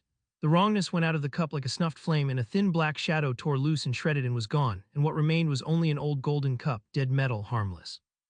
One, he felt it across the country, felt Voldemort feel it. The instant the fragment died, the cold thread tied to Harry's scar shuddered, and on the far end of it the Dark Lord recoiled because a piece of his own soul had just been torn away by something he could not see, could not reach, could not understand. Harry stood in the violated vault and felt the enemy's shock travel down the thread, and allowed himself a thin, cold smile that Piccolo would have recognized. 2 and 3 came faster once he knew the taste: a locket in a cave by the sea, a ring in a ruined house, each one reached by a fold of the world and unmade by a touch, each one tearing a fresh shudder of disbelief down the thread. Harry hunted them with the cold, patient thoroughness Goku had drilled into him for exactly this, methodical, unhurried, leaving the enemy no pattern to predict and no defense to mount. Within a fortnight, Lord Voldemort's painstakingly constructed immortality was coming apart faster than he could comprehend how, fragments of his soul winking out across the country, and the Dark Lord, who had not been truly mortal in 50 years, felt himself becoming mortal again, piece by piece, at the hands of a thing he could not find. And while Harry hunted in secret, in the daylight he kept his other promise. He had said he would beat Voldemort's people openly, where everyone could see, until the fear ran the other way, and he did. Word spread as he'd intended it to, quietly at first and then not quietly at all. Wherever the Death Eaters moved to terrorize, to round up, to kill, a young man with green eyes appeared out of nowhere and put them down. He never killed, he always won. A raid on a village, broken in seconds by a streak of silver light that left the raiders sleeping in the square and the villagers free. A line of prisoners freed on a country road. A Death Eater patrol that vanished from the streets of Diagon Alley one afternoon, found later disarmed and dreaming in a heap, while terrified shopkeepers who had not dared meet a Death Eater's eyes in years stood in their doorways and watched a boy walk away whistling. The fear began to turn. Harry could feel it turning, could feel the pall over the country thin here and there. As people who had believed resistance was death watched again and again, the Dark's enforcers laid low by a single young man who could not be touched. They began to whisper the old name like a prayer again, but a different prayer now, not for a savior who might someday come, but for one who was already here, already walking their streets, already winning. The boy who lived, come home at last. Strong enough this time to finish it. Voldemort understood that he was losing the war of fear, and he understood that he was losing his immortality, and being a creature of formidable intelligence rather than mere rage, he changed his strategy. If he could not beat the boy with force and could not protect his soul from the boy's reach, then he would do what clever things have always done to strong ones. He would make the boy fight himself. The elite came first, a test and a message. Voldemort sent his very best against Harry in a single, coordinated strike. The killers he had held in reserve, Bellatrix Lestrange, mad and brilliant and utterly without mercy, Antonin Dolohov, whose curses had no counter in any book, Fenrir Greyback in his pack, and behind them, summoned from the dead, a legion of Inferi, an army of corpses that felt no fear and could not be reasoned with and would not stop. He sent them against a Muggle town the Order was known to be sheltering, knowing the boy would come, knowing the boy would not let innocents die, and he watched through the eyes of a spell to learn exactly how the strongest wizard in the world fought when the stakes were real. He learned more than he wanted to. The town was called Little Hangleton, and the dead came up its main street under a green-marked sky. Harry felt the attack the instant it began, felt the cold tide of the Inferi, hundreds of them, a wrongness of unliving flesh flooding toward the sheltering town, and behind them the bright, cruel sparks of the elite Death Eaters Kai, and behind them, all faint and watching, the cold thread of Voldemort's attention bent on the scene like a lens. He understood at once that it was a trap, a test, a thing designed to be witnessed. He went anyway because there were sleeping families in that town, and a student of Goku did not weigh his own safety against the lives of the helpless. That was not a calculation. It was simply who he was. He arrived in the town square in a streak of silver that cracked the air, and the first thing he saw was the dead. They filled the street from wall to wall, a slow, remorseless flood of gray corpses with cloudy eyes, climbing over one another in their hunger, and the cold logic of them was the cruelest weapon Voldemort had. You could not frighten them, could not reason with them, could not make them choose between their lives and the town because they had no lives left to lose. An ordinary wizard, even a great one, would have been overwhelmed by sheer number, worn down, surrounded, dragged under. Harry was not an ordinary wizard. He rose into the air above the square, and he let the silver-gold fire of the surge bloom around him. the first time this world had seen it, the transformation that no Saiyan had ever burned with and no wizard had ever dreamed of, and the whole town square lit silver, shadows fleeing, the green-marked sky thrown into stark relief, and the watching enemy through the eyes of his spell felt the size of what had just ignited and went cold. Then Harry brought his hands together and gathered, the way Goku had taught him on a mountain across the fold a lifetime ago, and spoke the focusing word that was half a wizard's incantation and half a warrior's shout, and from his cupped hands a wave of two-ocean light poured down over the flood of the dead. It did not blast them. Harry had learned precision from Piccolo and restraint from Goku, and a blast would have leveled the town.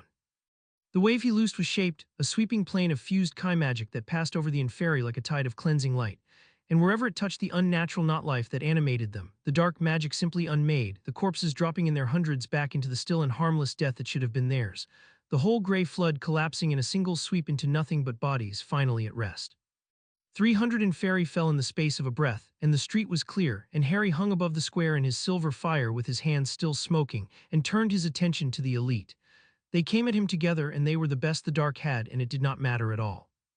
Dolohov's curses were the deadliest in the world. Spells with no counter, slashes of purple fire that had killed Aurors by the dozen, and they splashed against a wall Harry raised without looking, absorbed and gone. While Dolohov's eyes went wide above his mask with the dawning, understanding that the rules he had killed by his whole life simply did not apply here. Greyback's pack lunged from the shadows, fast and savage, and Harry was faster, a silver blur among them, and where he passed the wolves dropped sleeping, the sleep technique laying down the monsters as gently as it laid down men, until Greyback alone stood snarling in a street full of his dreaming pack, and then he too went down mid-leap, asleep before he landed. Bellatrix Lestrange was the only one who lasted more than a few seconds, and she lasted them because she was mad enough to be unpredictable and skilled enough to make the unpredictability count. She danced through the square laughing, her curses wild and brilliant, trying angles no sane fighter would try, and Harry, who had been trained by the cleverest minds across a fold in the world precisely so that cleverness could not beat him, read her 3 moves out every time and was never where her curses fell and closed on her through her own madness like a tide coming in. She threw the killing curse at him at point-blank range, the green light that ended everything it touched, screaming her master's name. Harry caught it, not blocked it, caught it, the green bolt striking a focus point of fused power gathered in his open palm and stopping there, held crackling. A fist of pure death cupped in the hand of a young man who looked at it with mild interest and then closed his fingers and snuffed it out like a candle. Bellatrix Lestrange, who had served Lord Voldemort with insane devotion for a lifetime, who had never once in all her killing met a thing she could not kill, stared at the hand that had caught the unblockable curse, and for the first time in her mad life something in her broke that was not other people. "What are you?" she whispered. "Someone who grew up under a wider sky," said Harry, and put her gently to sleep, and lowered her unhurt to the cobblestones beside her dreaming allies, and stood alone in a town square full of sleeping killers and resting dead beneath a green-marked sky, the silver fire fading from his skin, not a hair of him disturbed. Across the country, through the eyes of his watching spell, Lord Voldemort beheld the wreckage of his finest weapons and understood at last fully what had come home to face him. The boy had unmade 300 Inferi in a single sweep. The boy had shrugged off Dolohov's uncounterable curses like rain. The boy had caught the killing curse in his bare hand. There was no force Voldemort possessed that could touch him, no curse that could harm him, no number that could overwhelm him, no killer skilled enough to so much as make him sweat. Every weapon in the Dark Lord's vast and terrible armory had just been measured against the strongest wizard alive, and every one of them had been found to be nothing. Voldemort sat in the dark, his finest servant sleeping in a distant square, his soul coming apart piece by piece at hands he could not find, and faced the coldest fact of his long, cold life. He could not win this by strength. He could not win it by skill. He could not win it by any of the means that had made him the most feared being in the world, which left only the means clever things have always used against strong ones. He could not beat the boy, so he would have to break him. After little Hangleton, the world stopped whispering and began to roar. There had been no hiding a battle like that one. 300 Inferi felled in a single sweep of impossible light. The Dark Lord's most feared servants laid sleeping in a village square, the killing curse caught in a bare hand. The surviving villagers told it, and the freed prisoners told it, and the story moved through wizarding Britain faster than any owl, growing not in the telling but in belief, because for once the story did not need to grow. The truth was already larger than anything fear had ever invented. The underground papers ran at first, crude broadsheets passed hand to hand in the resistance, with headlines that did not bother to be cautious. The boy who lived returns, he caught the killing curse. The Dark Lord's best lies sleeping. And then when the fear began to crack and people grew bold, it ran in the open, whispered across shop counters that had not dared whisper anything for years, argued over in homes where the dark mark hung in the sky outside the window. A young man, green eyes, come home from nowhere, from a place with a different sky, strong enough to walk through Death Eaters like a man walking through tall grass. Strong enough, and this was the part that changed everything, the part that turned a decade of fear inside out in the space of a single fortnight, strong enough that the Dark Lord himself had not come out to face him. That was the thing the world reeled at in the end, not the power, though the power was beyond anything in living memory. It was what the power meant. For 10 years, Lord Voldemort had ruled on a single unspoken promise, that he was the strongest, that resistance was death, that nothing in the world could stand against him. The whole shadow over Britain had rested on that one foundation. And now in village after village, in the safe dark of 1,000 frightened homes, people were realizing the foundation had cracked, because if the Dark Lord were truly the strongest, he would have gone to little Hangleton himself and ended the boy. He had not. He had sent his servants, and his servants had been swept aside like leaves, and he had stayed hidden in the dark. He was afraid. Lord Voldemort was afraid. And a tyrant whose subjects stop believing he is invincible is a tyrant whose reign is already ending, whatever he does next. The fear ran the other way now. Harry felt it as he moved through the country, felt the pall thinning everywhere, felt the coals of resistance flare into open flame as people who had been beaten down for a decade lifted their heads and dared, for the first time, to hope. Wizards who had collaborated out of terror began quietly to balk. Families who had hidden began quietly to organize. The machinery of fear that Voldemort had spent 10 years building ground and stuttered and started here and there to fail, because every part of it had assumed that the dark would always win, and the dark was not winning anymore. In Diagon Alley, a shopkeeper who had not smiled at a customer in 3 years pressed a wrapped parcel into the hands of a stranger she recognized from a whispered description, and would take no money for it, and said only with tears standing in her eyes, "Thank you. For my daughter, they took her north and you brought her home." And Harry, who had not meant to be recognized, stood in the crowded alley with the parcel in his hands and felt the eyes of the street on him, hundreds of them not afraid now but shining, lifted, hopeful, a whole people daring to believe because of him that the long dark was nearly over. It was a strange thing to be hope made flesh for a world he had been gone from his whole life. Harry had grown up unwanted by a single household.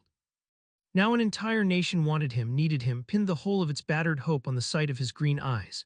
He did not let it go to his head. Goku had trained the swagger out of him without ever seeming to try, by the simple example of a man who was the strongest in the universe and never once needed anyone to know it.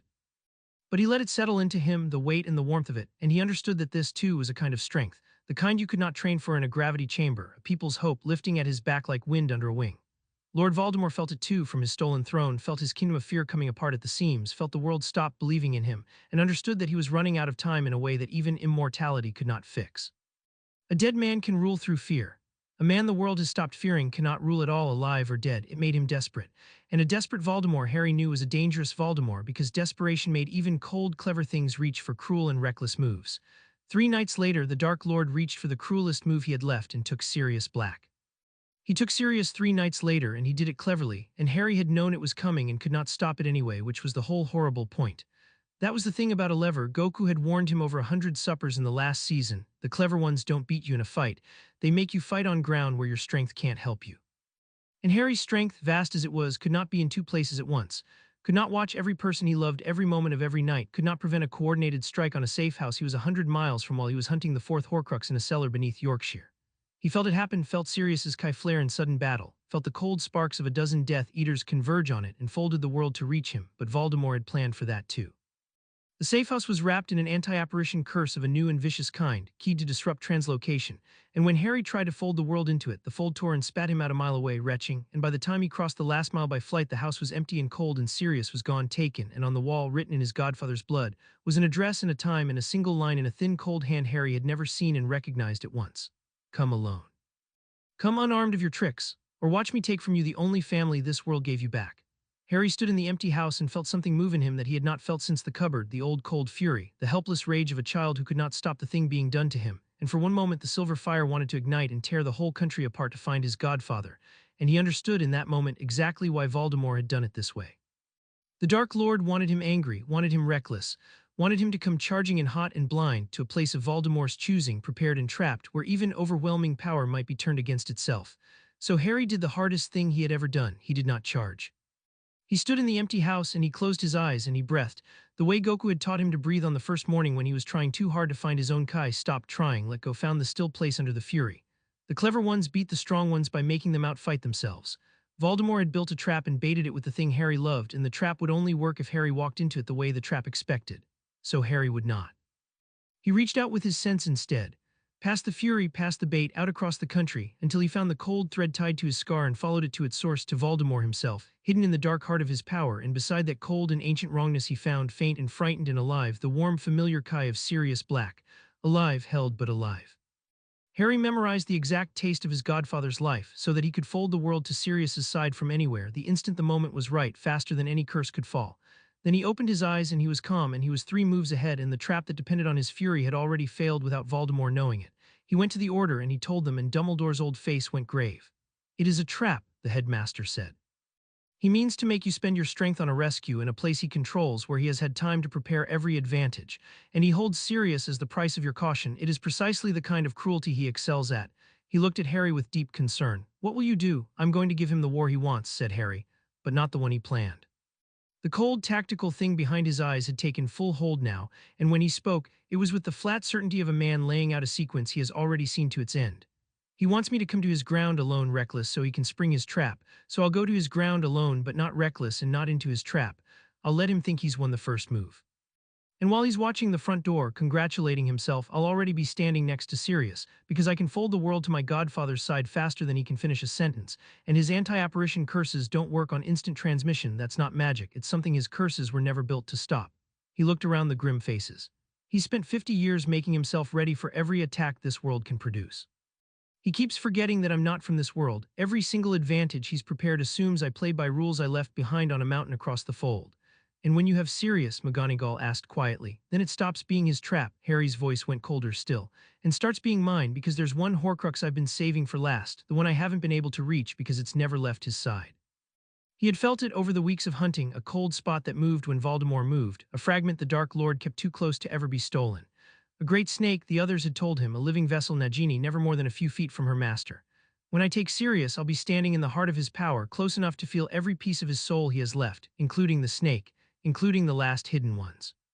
I'll take them all at once, faster than he can stop me, and then his body will be all that's left of him, and a body is a thing I can end." He met Dumbledore's eyes. "He thinks he's luring me into a trap to break me. He's actually inviting me into the one place in the world where I can finish him. He just doesn't know it yet." For a long moment the room was silent. Then Dumbledore said very softly, "There is one piece you have not mentioned, Harry, and I think you know which one." Harry was quiet because he did know. "The fragment in my scar," he said. "I can feel it. I've been able to feel it since the first night. It's one of them, a piece of his soul lodged in me since the night my parents died." He held the old man's gaze without flinching. "You've known that longer than I have, haven't you?" "I have feared it," Dumbledore admitted, and there was old grief in his voice. "For many years. And I had believed, I had come to the terrible conclusion that it could not be removed without removing you, that for Voldemort to be truly mortal, the fragment in you would have to die and that you would have to die with it." His ancient eyes were wet. "It is the cruelest thing I have ever had to know, and it is why I never let myself hope fully even when you returned, because I believed your victory would require your death." Harry looked at the grieving old man and then he did something that surprised them both. He smiled. "You believed my victory would require my death," Harry said, "because you were thinking like a wizard, like everyone in this world has always thought. To you the fragment is fused into my soul and you can't cut a soul, so the only way to destroy the piece in me is to destroy the part of me it's attached to, which means me." He shook his head slowly. "But I don't think like a wizard anymore. I spent years learning to live with two powers tangled together inside one body, Kai and magic, two things that should tear each other apart that I made flow together instead. I know what it feels like when two energies are truly fused, woven into each other so deep you can't separate them without killing the whole." He touched his scar lightly. "This isn't that. The fragment isn't fused to me, it's lodged in me. It's a splinter, not a graft. Voldemort drove it into a baby who couldn't fight it off, and it's been sitting there ever since, foreign, walled off, never actually rooting into my spirit because my spirit had its own defenses even then, the same wild magic that made the cupboard open onto the sky." He met the old man's astonished eyes. "And a splinter can be drawn." "Drawn," Dumbledore repeated faintly. "With Kai, with the same control I used to feel the difference between my own two rivers and keep them from calding at the seam." Harry's voice had the calm certainty of a man describing a problem he has already solved in his head 3 moves out. "I can feel exactly where the fragment ends and I begin. The boundary is sharp, because it never grew into me. So I gather my Kai around the boundary the way I'd wrap a wound in a healing technique, and I close my own spirit in behind it like a wall, and then I push the splinter out of the scar, out of my body, into the open where it has nothing to lodge in, and the instant it's free of me, it's just another loose fragment of his soul. And loose fragments," he said, and his smile went cold, "I unmake with a touch." The room was utterly silent. Hermione had stopped breathing. Dumbledore was staring at Harry as though the young man had casually announced he could turn back time. "You believe you can extract a piece of another man's soul from your own living body," Dumbledore said slowly, "and survive it, when the finest minds in the history of magic concluded it was impossible." "Finest minds in the history of magic," Harry said, "had one sense and one kind of power, and they were trying to do soul surgery with a sledgehammer because magic is a sledgehammer, its force, its will, it's enormous and it's blunt. Kai isn't blunt. Kai is the finest instrument there is because it's life feeling life, and I've spent years learning to feel the difference between energies finer than any wand could measure." He spread his hands. It's not impossible, it's just impossible for a wizard. And I stopped being only a wizard a long time ago. He paused and added more gently because the old man's grief deserved gentleness. You spent years believing I'd have to die to win. You don't have to believe that anymore. Nobody taught you there was another way because nobody in this whole world could do what I can do. But somebody across the fold taught me that there's no wall that can't be gotten past if you're willing to find the door instead of trying to climb. The fragment in my scar is just one more wall, and I've already found the door. He showed them then because some things you had to see. He sat in the center of the room and he closed his eyes, and he gathered his kai around the cold splinter in his scar with a delicacy that years of living at the seam had taught him. And the watching order saw the scar on his forehead begin to glow, first red, then a thin line of furious black light as the trapped fragment realized it was being moved and fought, screaming silently, lashing out, and Harry's face tightened, sweat starting on his brow because the thing did not want to leave. It clawed for purchase in a soul it had ridden for a lifetime, but it had never rooted. And Harry was the strongest wizard alive and a student of Goku, and he had drawn harder things than this from deeper places.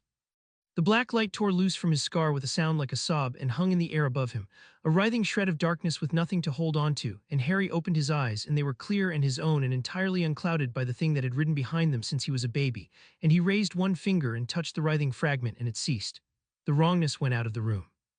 The thread tied to Harry's chest, the cold thread that had pulled him across the fold in the world, that had bound him to Voldemort since Godric's Hollow, simply fell slack and frayed and was gone, severed at last, because the anchor it had been tied to inside him no longer existed. Harry stood up.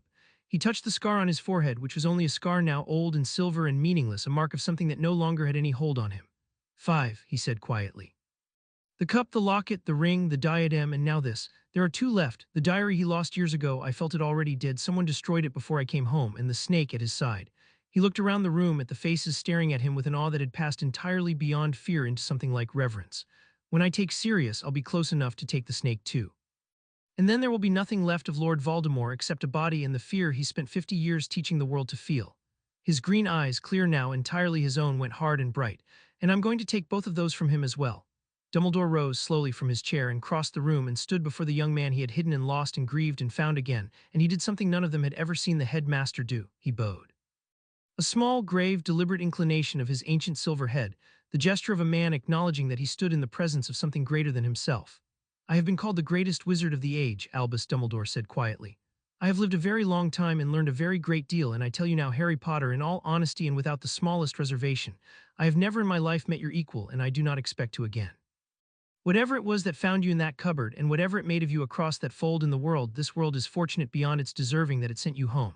He straightened. Go and bring back your godfather, and finish the thing that the rest of us could not. We will hold the line behind you and pray and try to be worthy of the chance you have given us. The address written in Sirius's blood was a place Harry had never seen and somehow always known, Hogwarts. Voldemort had taken the school. It was the cruelest and cleverest move he had left, to make his stand in the one place that meant everything to the world he had terrorized, the ancient heart of British magic, a fortress of 1,000 years' enchantment that he had spent the war's final months bending to his will. He had filled it with his remaining forces and warded it against every magical assault and seated himself in its great hall like a king.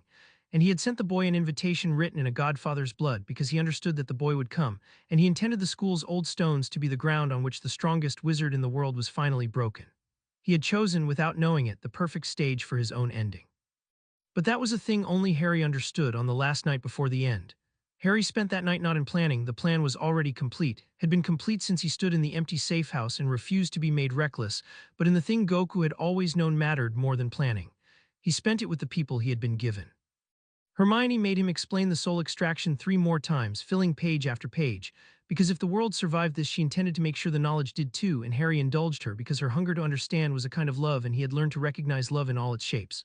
Ron sat with him in companionable silence and then said abruptly, "Whatever's across that fold, whoever made you, I hope you get to go back to them, after. I hope this isn't the only family you've got, because a bloke shouldn't have to carry all this with just us." And Harry told him quietly that he had another family on a mountain with a wider sky, and that he meant to see them again, and that Ron and Hermione and the rest of them were family too now, both of his worlds, and Ron had gone red and gruff and pleased. And late, when the house slept, Harry went outside under the cold, clear Scottish stars and did the thing he had been saving. He sat in the dark and reached out, not for a Horcrux, not for an enemy, but across the fold itself, along the path King Kai had helped him chart, toward a mountain with no walls and a family who had made him. It was the hardest reach he had ever attempted, the most delicate working of his Kai sense, a thread of awareness flung across the gulf between worlds, and at the far end of it, faint and warm and unmistakable, he felt them.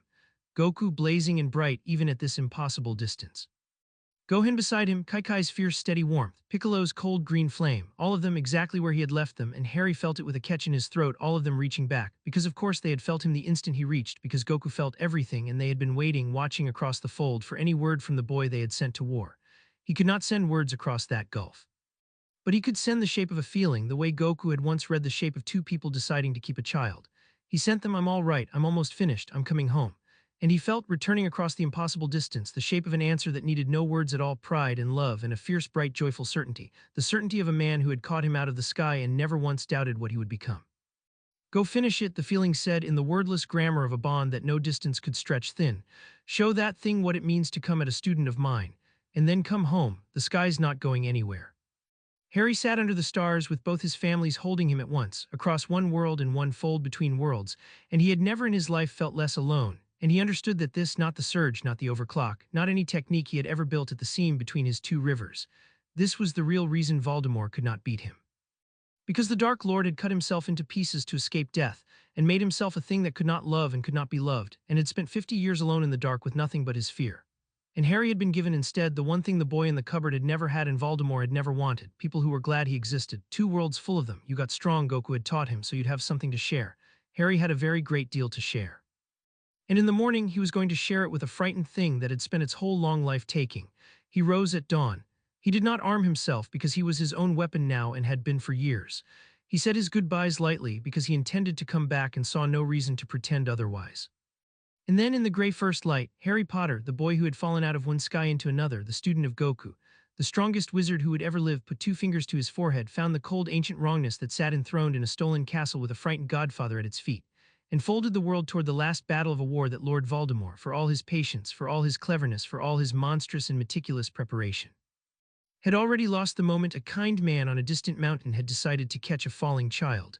Behind him, the Order rose to hold the line.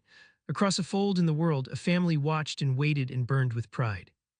And ahead of him, in the great hall of a thousand-year castle, a thing that had made itself a monster to escape its fear was about to learn that there had never been any escaping it, that the death it had run from its whole life had simply gone away, and trained and grown strong under a wider sky, and come home wearing the face of a boy with his mother's eyes. Chapter 6 and Chapter 7. Voldemort versus a student of Goku. He arrived in the great hall of Hogwarts the way Voldemort had demanded, alone on foot, walking up the length of the long stone hall between the empty house tables under the enchanted ceiling, which showed that morning a sky the color of a bruise. Lord Voldemort was waiting for him on a throne at the far end where the staff table had once stood, and he had arranged the scene with a tyrant's eye for theater. The hall was lined with his remaining followers, masked and silent, 100 wands trained on the lone figure walking toward them. Great braziers burned with green fire, and at the foot of the throne, bound and kneeling, his proud gaunt face bloodied but unbowed, was Sirius Black, alive exactly as Harry's sense had promised, with a Death Eater's wand at his throat and the Dark Lord's pet snake, vast and patient, coiled on the dais above him. "So," said Lord Voldemort, and his voice was a soft cold hiss that carried to every corner of the silent hall. "The boy who fell out of the world, come home at last." The red eyes in the white serpent's face moved over Harry with the cold attention of a creature cataloging a threat. "You have given me a great deal of trouble, Harry Potter. You have destroyed things that took me a lifetime to make. You have humiliated my servants and turned my own subjects against me. I confess I have not been so inconvenienced in many years."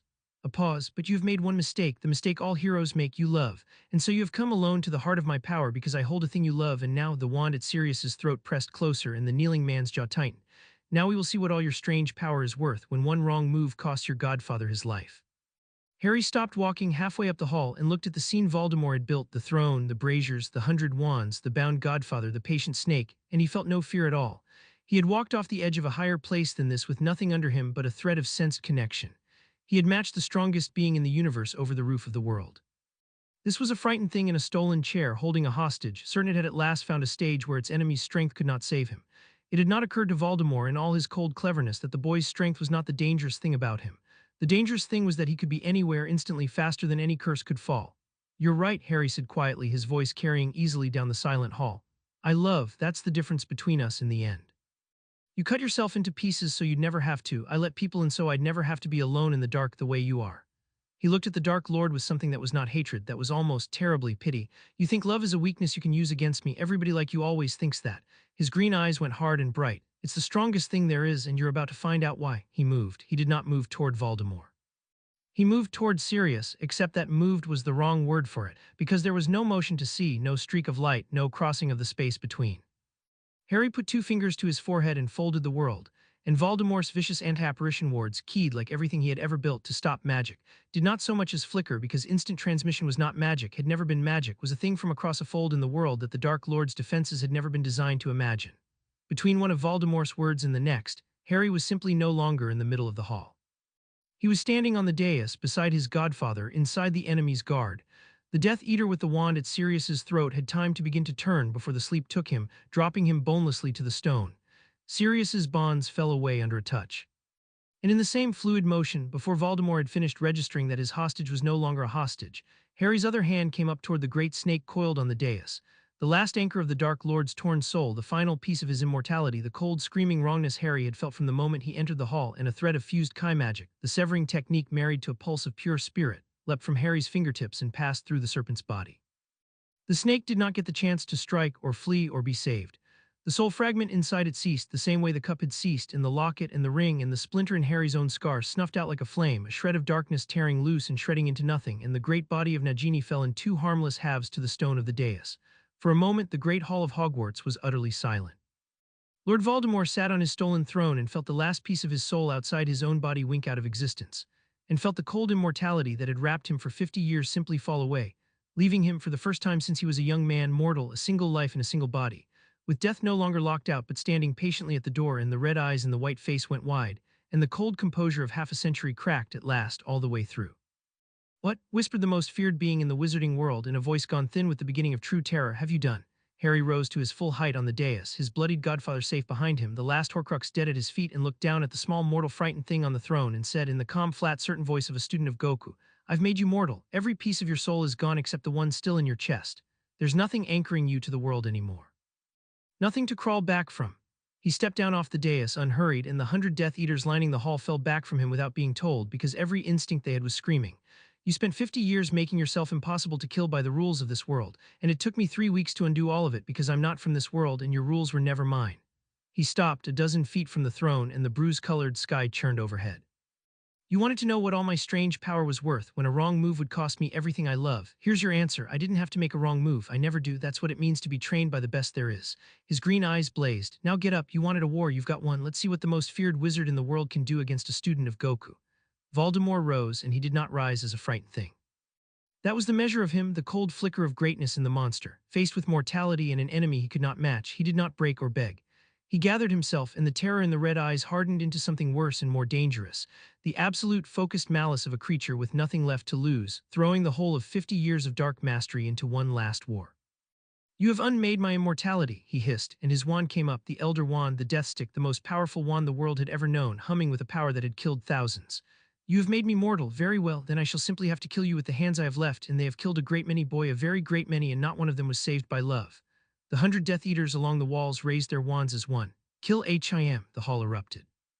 100 curses came at Harry at once, killing curses, blasting curses, every dark and lethal working the assembled might of Voldemort's forces could throw, a storm of green and red and purple fire converging on a single point from every direction in the hall. It was a volume of death that would have vaporized an army. Harry raised one hand, and the wall bloomed around him, not a flat plane this time but a sphere, a globe of fused Chi magic that he fed with a flood of his bottomless spirit. And the 100 curses struck it from every side at once and splashed away into nothing, every one of them absorbed and gone, while Harry stood at the center untouched, his godfather sheltered behind him in the same protective light.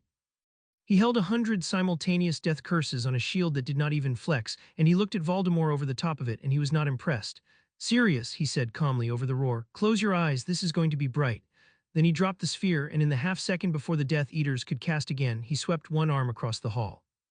He had learned on a mountain across the fold to shape his power with the precision of a surgeon and the scale of a storm, and what he loosed now was both, a sweeping wave of fused light, pitched and shaped exactly as the cleansing wave that had felled 300 in Fairy, but tuned now not to kill but to disarm and to drop. It rolled down the length of the great hall in a single breath, and where it passed, wands shattered in their owners' hands and curses died half-formed, and 100 Death Eaters were swept off their feet and laid down sleeping against the ancient stone walls, the whole assembled army of the Dark Lord's last stand collapsing in a single sweep into a hall full of dreaming men. Harry did not kill one of them. He simply removed them from the war, all 100 at once, between one of Voldemort's breaths and the next, And then the great hall was empty of everything except a young man, a bound godfather rising shakily to his feet, and a mortal dark lord standing alone before a throne, his army asleep at his feet, his immortality dead on the dais, facing the strongest wizard alive with nothing left but a wand and 50 years of hate. "Just us now," said Harry. Voldemort's composure did not so much as flicker this time, and that was the dangerous thing, because the cleverest part of him had stopped trying to win the fight and started trying to win the only thing left, the chance to take the boy down with him. The red eyes flicked just once to Sirius, swaying on his feet behind Harry, and Harry saw the calculation cross them and moved. The killing curse Voldemort threw was not aimed at Harry. It was aimed past him at the bound and weakened godfather, the cruelest and cleverest move the monster had left, a death the boy could not shield against because the boy was not standing in front of it, a green bolt screaming across the hall toward the one piece of family this world had given Harry back. Harry caught it. He was simply there, folded across the space in less than the time the curse took to cross it, standing between the green light and his godfather, his hand closing around the bolt of death the way he had closed it around Bellatrix's curse in a moonlit square, the unblockable killing curse stopping dead in the palm of a young man who had been trained to be faster than any wand could fall. He held the green light crackling in his fist and looked at Voldemort over it, and the pity was gone from his face now, replaced by something colder and final. "You went for him," Harry said quietly. "When you couldn't reach me, you went for him, the bound man, the helpless one." He closed his fist, and the killing curse snuffed out, the second one he had killed with his bare hand. "That's the last thing you'll ever do that hurts someone I love."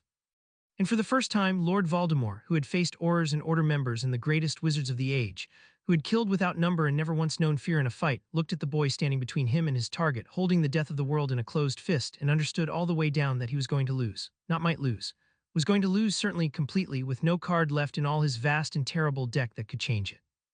The knowledge broke something in him that 50 years of darkness had built, and what came out from underneath it was the thing he had spent his whole life running from, the thing he had cut his soul to pieces to escape, the thing that had simply gone away and trained and come back wearing a boy's face, the certain, inescapable nearness of his own death.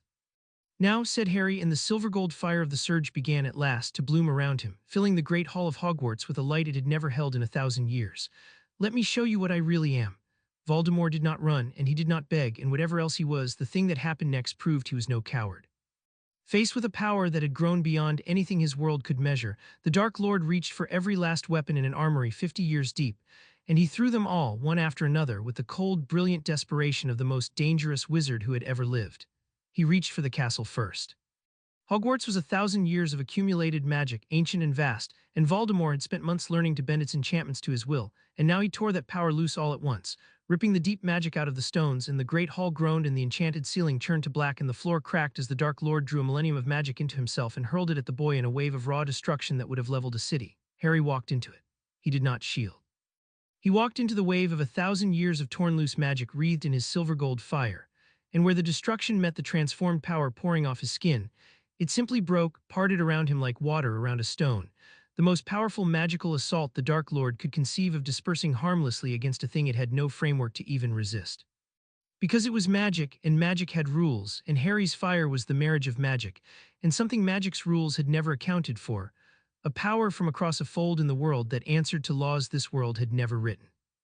Voldemort reached for Harry's mind next, struck with the full force of the finest legilimency in the world, a spear of dark will driving toward the boy's thoughts, to seize him, to twist him, to turn his own mind against him, the way the Dark Lord had broken 100 strong minds before. It was a weapon against which the wizarding world had no true defense but the rarest and hardest discipline. It struck Harry's mind and found a fortress.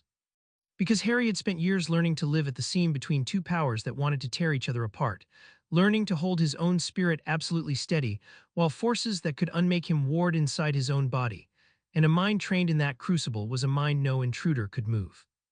Voldemort's legilimency drove against Harry's thoughts and met a calm so total, a self-possession so deep, that it was like a knife striking the side of a mountain, and the Dark Lord recoiled from the contact with the dawning horror of a man who has just understood the true scale of what he faces. There was no fear in there to grip, no doubt to widen, no crack to drive a wedge into.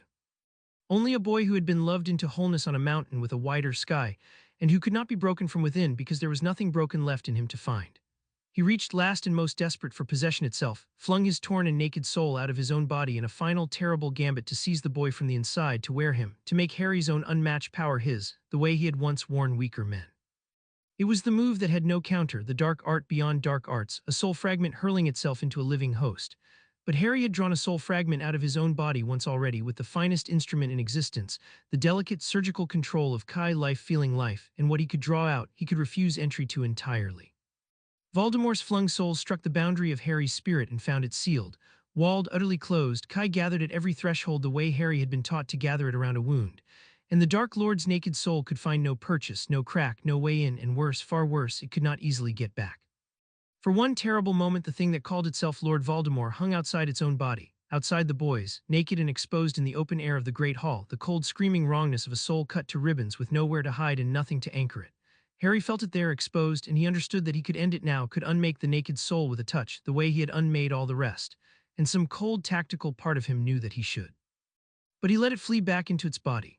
Not out of mercy and not out of weakness, but because Goku had taught him long ago on a mountain across the fold that there was a difference between ending a threat and taking a life when you did not have to, and Harry had decided, walking up the length of this hall, that this would end cleanly on his terms, in a way he could carry home to the family who had made him without it staining what they had built.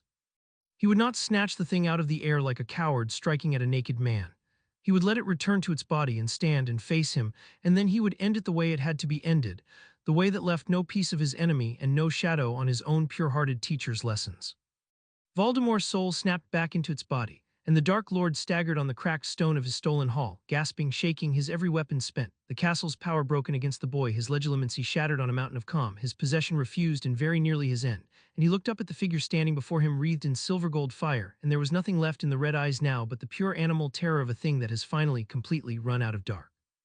"You cannot," Voldemort whispered, and it was barely a voice at all. "You cannot, I am Lord Voldemort, I have conquered death, I have—" "You ran from death," said Harry, and the silver-gold fire blazed higher, filling the ancient hall to its rafters, and the overclock layered on the surge behind the self-mending armor until the power pouring off him made the very air scream. "Your whole life. You were so afraid of it that you cut your own soul to pieces and called it conquering. You never conquered anything. You just spent 50 years running and making everyone else as afraid as you were because you couldn't stand to be the only frightened thing in the world." He took a step forward, and the floor of Hogwarts cracked beneath his foot from the sheer weight of the power he carried, contained, unleashed. "I'm going to teach you the thing nobody ever taught you, Tom, the thing a man with a pure heart taught me on a mountain a long way from here," the fire roared. "There's nothing to be afraid of. Death isn't a monster. It's just the last wall." His green eyes blazed silver gold in the heart of the fire. "And everybody gets to find out what's past it eventually, even you." Voldemort threw everything he had left into one final curse. It was the killing curse, but not as the world had ever seen it cast. The Dark Lord poured 50 years of hate and terror and stolen power into a single bolt, the Elder Wand screaming in his grip, the green light swelling until it was no longer a bolt but a flood, a wave of pure death the size of the hall itself. Every scrap of murderous will Lord Voldemort had ever possessed compressed into one last annihilating strike. It was, in its way, magnificent, the greatest curse the wizarding world had ever produced, the absolute summit of 50 years of dark mastery, a death meant to be unsurvivable by any living thing. It came at Harry like the end of the world. And Harry, student of Goku, the boy who had unmade a mountain across the fold, who had matched the strongest being in the universe over the roof of the world, cupped his hands at his side and gathered. He gathered the way Goku had first taught him on a green morning a lifetime ago, the way he had gathered to split a mountain, the way he had gathered to sweep 300 and fairy back into rest. But more than any of those, more than he had ever gathered in his life, the silver-gold fire of the surge and the overclock and the marriage of his two rivers all pouring down into the cup of his hands, a star being born between his palms. The most powerful technique a being from across the fold had ever fused with the magic of this world. The great hall filled with light, the braziers guttered, the sleeping Death Eater's shadows fled across the cracked stone, and Harry spoke the words that were half a wizard's incantation and half a warrior's shout, the first true word of a language only he could speak. Ka-mi-ha-mi. Voldemort loosed his flood of death. The wave that left Harry's hands was a river of two-ocean light 100 feet across. Silver gold shot through with the deeper shimmer of married power, and it met Lord Voldemort's flood of death in the center of the Great Hall of Hogwarts. And for one blazing instant the two forces strained against each other, the absolute summit of 50 years of dark mastery against a single technique taught by a pure-hearted man on a distant mountain. It was not a contest. It was a mercy that it lasted even an instant. Harry's wave did not slow. It rolled through the killing curse flood and unmade it, the green death dispersing like mist before a sunrise, and it rolled on, vast and bright and unstoppable, toward the thing that had spent 50 years making the world afraid. Voldemort had time to understand, fully in his last moment, exactly what he faced, had time for the red eyes to go wide with the final knowledge that the death he had run from his whole life had come for him after all, wearing the face of a boy with his mother's eyes, taught by a kindness the Dark Lord had never once in his long, cold life allowed himself to feel. And then the wave took him, and Lord Voldemort, the most feared wizard of the age, the thing that had cut its own soul to pieces rather than face the wall that everyone faces in the end, was simply gone, not blasted, not scattered, but unmade cleanly, completely, the way Harry had unmade every other piece of him, there and then not there. His body and his last torn fragment of soul, and his 50 years of terror, all ending at once in a flood of silver-gold light that carried him at last past the final wall he had spent his whole life refusing to approach. The wave passed on out through the shattered wall of the great hall and up into the bruise-colored sky and kept going, a line of silver-gold light climbing into the heavens over Scotland. Visible, people would later swear, from 100 miles in every direction, a beacon, a signal, a single clean stroke of impossible light announcing to a whole terrorized nation that the long dark was over. Then it faded and the light fell and the great hall of Hogwarts was quiet. Harry lowered his hands. The silver-gold fire banked down beneath his skin, the surge fading, the overclock releasing, the self-mending armor falling away unneeded, until he was only a young man again, standing in a cracked and ancient hall full of sleeping enemies, with not a hair of him disturbed and not a mark on him, and the throne at the far end empty at last. For a long moment nothing moved. The enchanted ceiling overhead, freed of the Dark Lord's grip, turned slowly back from black to the soft gray of an ordinary morning sky, and a single shaft of pale sunlight came down through the broken wall and fell across the dais where a tyrant had sat a minute before and would never sit again. Then Sirius Black, swaying on his feet at the edge of the dais, bloodied and freed and alive, said in a voice full of wonder and tears, "Harry, it's done. You did it. He's gone. He's really gone," Harry agreed quietly, and turned and crossed to his godfather and caught the gaunt man as his legs finally gave out and held him up. "It's over, Sirius, all of it. He won't hurt anyone ever again. Not you, not me, not anyone like the boy I used to be." He looked around the great quiet hall, at the morning light coming through the broken wall, at the 100 sleeping men who had served a fear that no longer had anything to feed it. "It's over. You can stop running now. The whole world can stop running now." And across a fold in the world, on a mountain with a wider sky, a man with a pure heart who had been watching the whole of it the only way he could, through the faint warm thread of a bond that no distance could stretch thin, threw back his head, and grinned the grin that had reached into a falling boy on the first day and never once let go, and said to a family gathered close around him in a high green clearing with a pride too large for any single world to hold, "That's my boy, that's my Harry, I told you. I told you he'd be the strongest there's ever been." They came to Hogwarts in the days that followed from all over the freed country, and they came not in fear but in something the wizarding world had nearly forgotten how to feel. It started with a trickle, a few families from the nearest villages walking up to the broken gates to see for themselves whether the rumor was true, whether the line of silver-gold light in the sky had really meant what their hearts dared to hope it meant. They found the castle standing, scarred but whole, the dark mark gone from above it, the Order of the Phoenix moving openly in the daylight for the first time in a decade. And they found a young man with green eyes who came down to the gates to meet them, who did not hold himself above them, who knelt to talk to the frightened children at their proper height, the way a man on a distant mountain had once knelt to a frightened boy. The trickle became a river. By the end of the week, the grounds of Hogwarts were full of people, survivors, resistors, families reuniting after years of hiding, men and women who had lost everything and now stood blinking in a daylight that no longer held a single shadow of the green skull mark. They lit lanterns in the dusk and set them floating up into a sky that was only ever sky now, and the floating lights climbed into the dark over the castle in their thousands, a constellation of small, defiant hopes, where for 10 years there had been only the cold green serpent burning. Harry stood among them and let himself be thanked, because he had learned that letting people give you their gratitude was its own kind of kindness, that to refuse it would be to make his victory about his own modesty rather than their freedom. An old man who had lost 2 sons to the war gripped Harry's hand and could not speak and did not need to. A girl no older than 8, the age Harry had been when he fell out of one sky into another, gave him a drawing she had made, of a stick figure with green eyes and a line of gold light coming from its hands, and a small sun in the corner, and Harry knelt and looked at it for a long time and then asked her very seriously if he could keep it. And the girl nodded, solemn and delighted, and Harry tucked it carefully away. And would carry it across the fold one day to show a man who collected exactly that kind of treasure. "You see them?" said Dumbledore, coming to stand beside him in the lantern light, the old man's face soft with a peace Harry suspected he had not worn in many decades. "Every one of them spent years believing the dark could not be beaten. You did not only defeat Voldemort, Harry, you gave a whole people back the knowledge that the worst thing in their world was not, after all, invincible. That is a gift that will outlast you. Children not yet born will grow up free because of what you did in that hall, and most of them will never know your name." He smiled. "I suspect that does not trouble you in the slightest." "Not even a little," said Harry, watching the lanterns climb. "Goku's the strongest being in the universe, and hardly anyone knows it. He saved the whole of creation more times than I can count, and he'd rather go fishing than be thanked for it. I learned from the best." He watched a child chase a floating lantern across the dark grass, shrieking with laughter, and something in his chest that had been a clenched fist for the first 8 years of his life sat open and easy and warm. "I didn't do it to be known. I did it because there were too many people kneeling in too many roads, and I could feel them and I could reach them, and a man on a mountain taught me that when you can catch a falling person, you catch them. That's the whole thing, that's the only thing." Dumbledore was quiet for a moment, watching the lights. "Whoever he is, this Goku of yours," the old man said softly, "I should very much have liked to meet him. I have spent my long life trying to understand what makes a person good, and I begin to suspect he simply is the way the sun simply shines, without effort or calculation. That is rarer than any power, rarer than anything I have ever known." He turned to Harry, his blue eyes bright. And he gave the world you. I do not think the world will ever know how lucky it was. Above them, the lanterns climbed into clear and shadowless sky, 10,000 small lights where a serpent had burned, and a whole freed people stood in the grounds of an ancient castle and dared at last to believe that the long dark was truly over, because a kind man on a distant mountain had once caught a falling boy, and the boy had grown strong under a wider sky and come home. The dark did not so much fall as evaporate. That was the strange thing about a reign built on fear. It had no foundation once the fear was gone, and the fear was gone the moment that line of silver-gold light climbed into the sky over Scotland, and 100 terrified communities understood all at once what it meant. The dark mark faded from 1,000 skies. The Death Eaters who had not been in the Great Hall threw down their wands or fled, and most of the fleeing did not get far, because a world that had stopped being afraid is a world with a very long memory and a great deal of held breath to let out.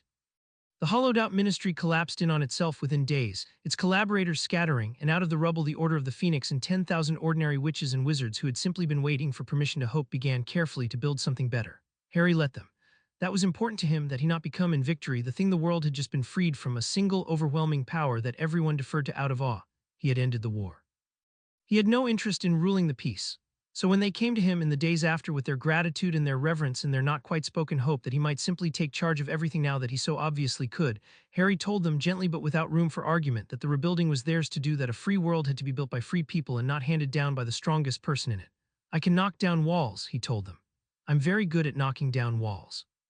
But what you build in the space after that has to be yours. That's the whole point. That's what we knocked the walls down for. There were quieter reckonings too.